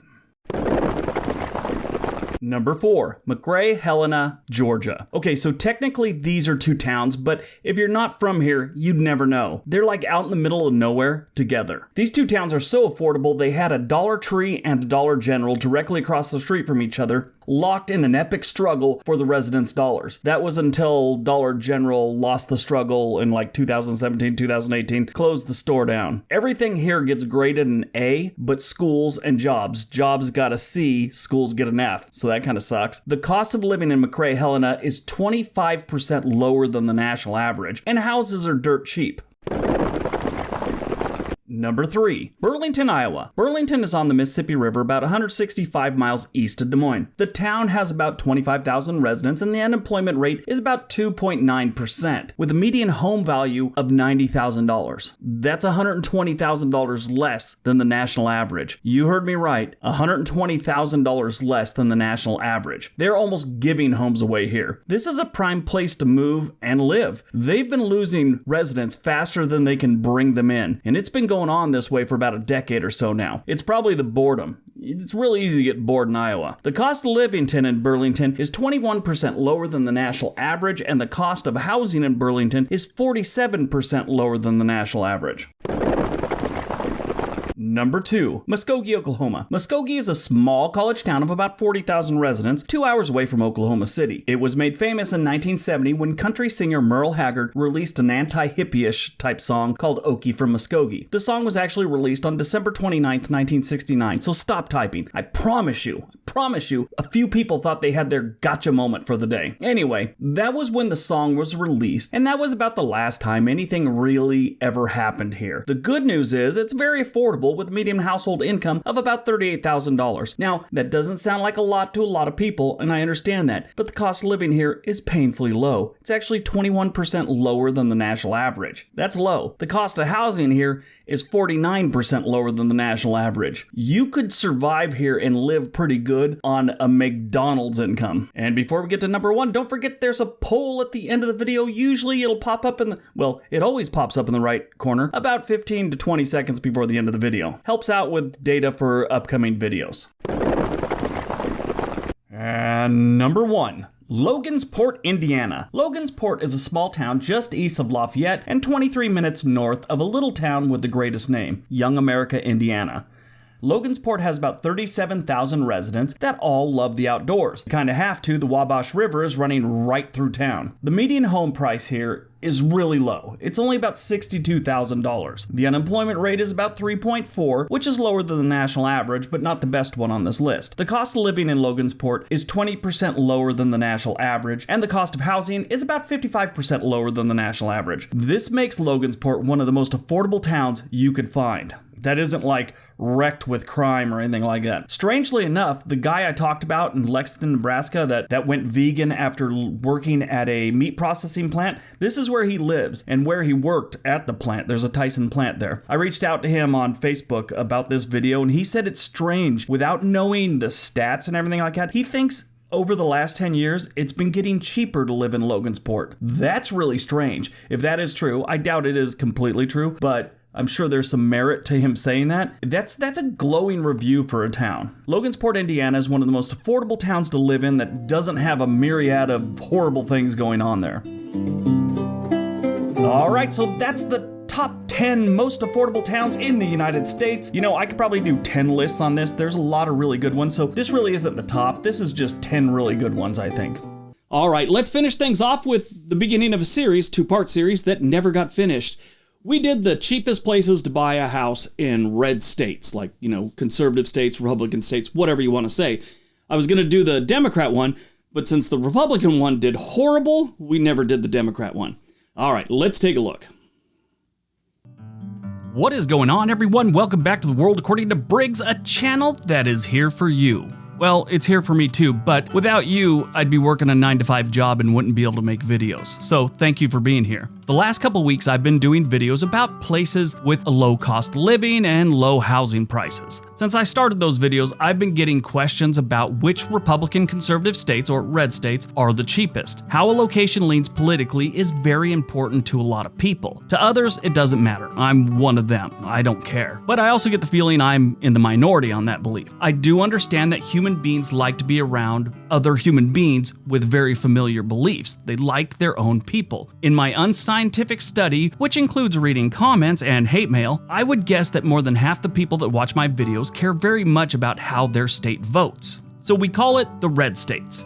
Since the 2000 United States presidential election, red states and blue states have referred to states whose voters predominantly choose either the Republican Party, red, or the Democratic Party, blue, presidential candidates. This list is about the cheapest red states to buy a home. I'll probably only do the red states because there doesn't seem to be much interest for affordable housing in blue states. Nobody's asked me about it, so I guess people don't care. If I'm wrong, let me know in the comment section below, we'll make the video. So, how did we rank these states? I'll tell you. Republicans carried all the states on this list in the last 4 elections, and that's the first category. Second one is, on average, they have really cheap housing. Yeah, cheap places to buy homes. All right, let's see who they are. Number 10, Louisiana. The Pelican State was the first state carved out of the Louisiana Purchase territory in 1812, becoming the 18th state to join the Union, 9 years after the Louisiana Purchase, which was in 1803. In 1976, they tested the water with Carter, didn't like what they saw, and went solid red for the next 3 elections until they suffered memory loss and went with Clinton twice. They have since, I guess, learned their lesson because, as a matter of fact, they may have gone fire truck red with Trump in 2016. Now, you can get some really cheap homes in Louisiana. They have some nice neighborhoods, they have some nice little, areas to live, but a majority of this state is kind of on the poverty side. The median home price here is $161,000. The median home size is 1,600 square feet. So, not terribly small homes for a good price. You just gotta live in Louisiana and deal with mosquitoes and heat, humidity. Number 9, Missouri. The Show Me State got its nickname for being the first state to arrest and convict a man for being an exhibitionist. I'm totally joking. How many of you started Googling it?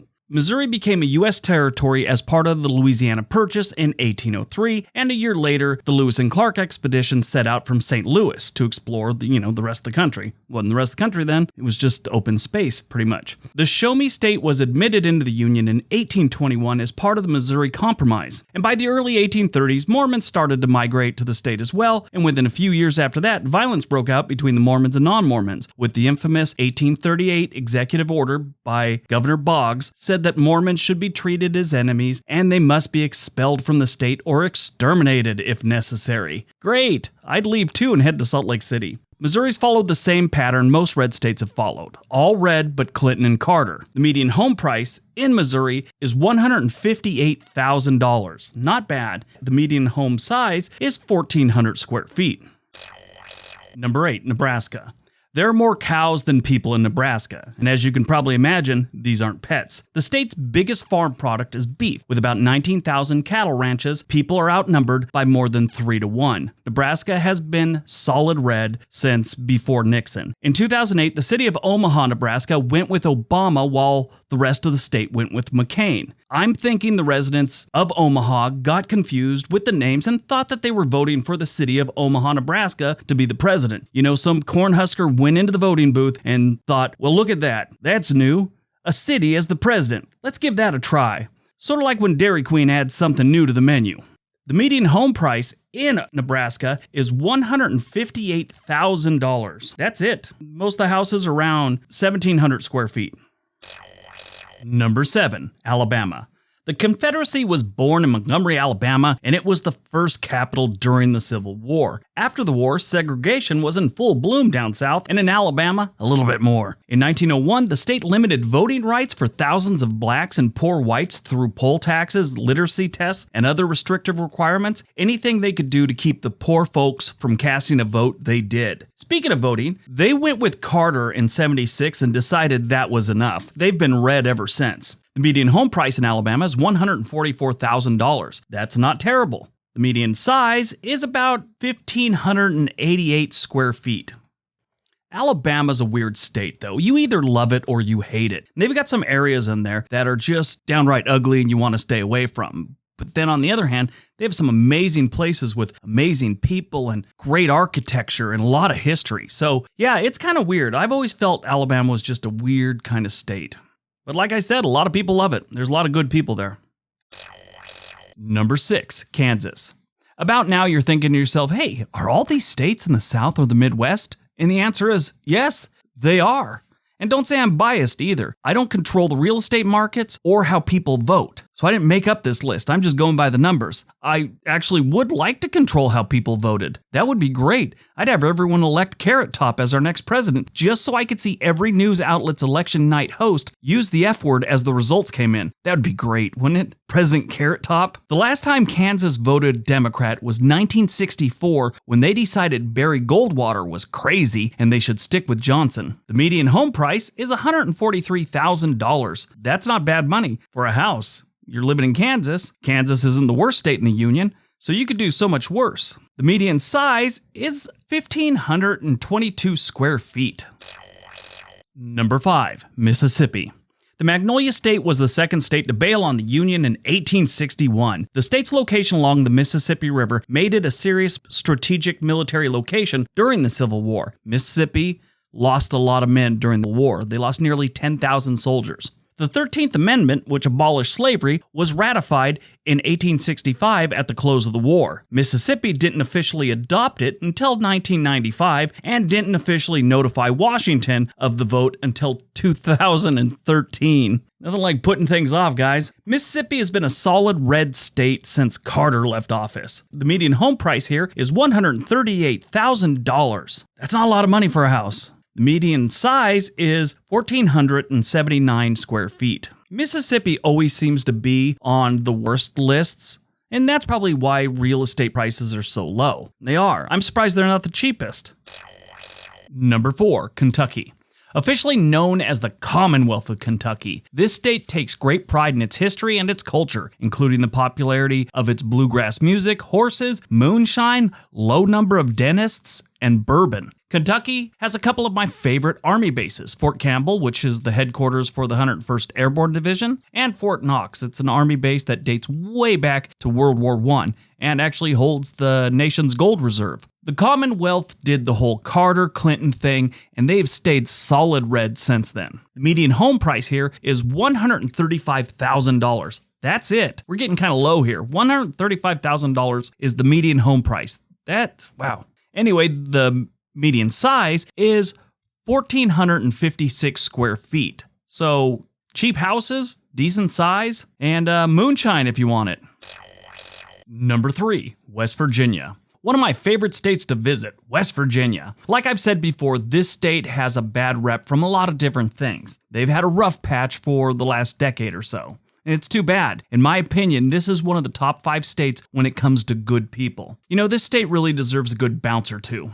You gotta love a state that has a governor that drops F-bombs during COVID-19 press conferences and then tries to blame it on technology. I'm not even joking about that. He did it. Jim Justice. He dropped an F-bomb and then came out on Twitter and said, oh, it must have been technical difficulties. Yeah, I have that same technical difficulty. West Virginia is a solid red state these days, but they're one of the only states that voted for Carter against Reagan and Dukakis. If my 79-year-old father told me he would have voted that way, I'd have him checked. The median home price in West Virginia is $132,000. That's not bad money. I could do that tomorrow. The median home size is 1,472 square feet. West Virginia, I think, is a steal. If you have a job that you could bring with you, like working remotely, and you want to save some money, West Virginia is the best bet to do that. And if you're a Republican, conservative, this is also the best state for that, in my opinion. Number 2, Oklahoma. The land that became Oklahoma was added to the United States as part of the Louisiana Purchase in 1803, and the government spent much of the next century trying to relocate the Native American tribes from the southeast region. In 1830, Congress adopted the Indian Removal Act, which almost 200 years later is viewed as one of our lowest points as a nation. With statehood came an oil boom, and much of the state's early growth came from oil. Yeah. Drilling, exploration, all that good stuff. These days, they still produce about 68 million barrels of oil a year, and it's still not the best state. They have a lot of unemployment and a lot of people on public assistance. They have also almost never voted for a Democratic presidential candidate. They have been red since Nixon and beyond, and I'm talking solid red. There's no wavering with these people. The median home price in Oklahoma is $127,000. The median home size is 1,508 square feet. And number 1, Arkansas.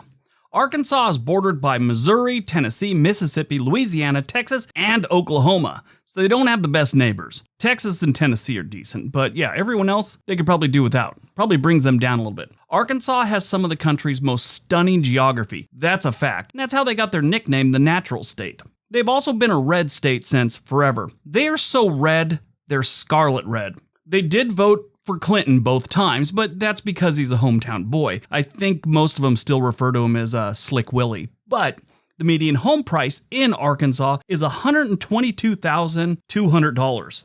That's not bad money. The median home size is 1,500 square feet. So yeah, Arkansas is definitely one of the cheapest places to buy a house in a red state.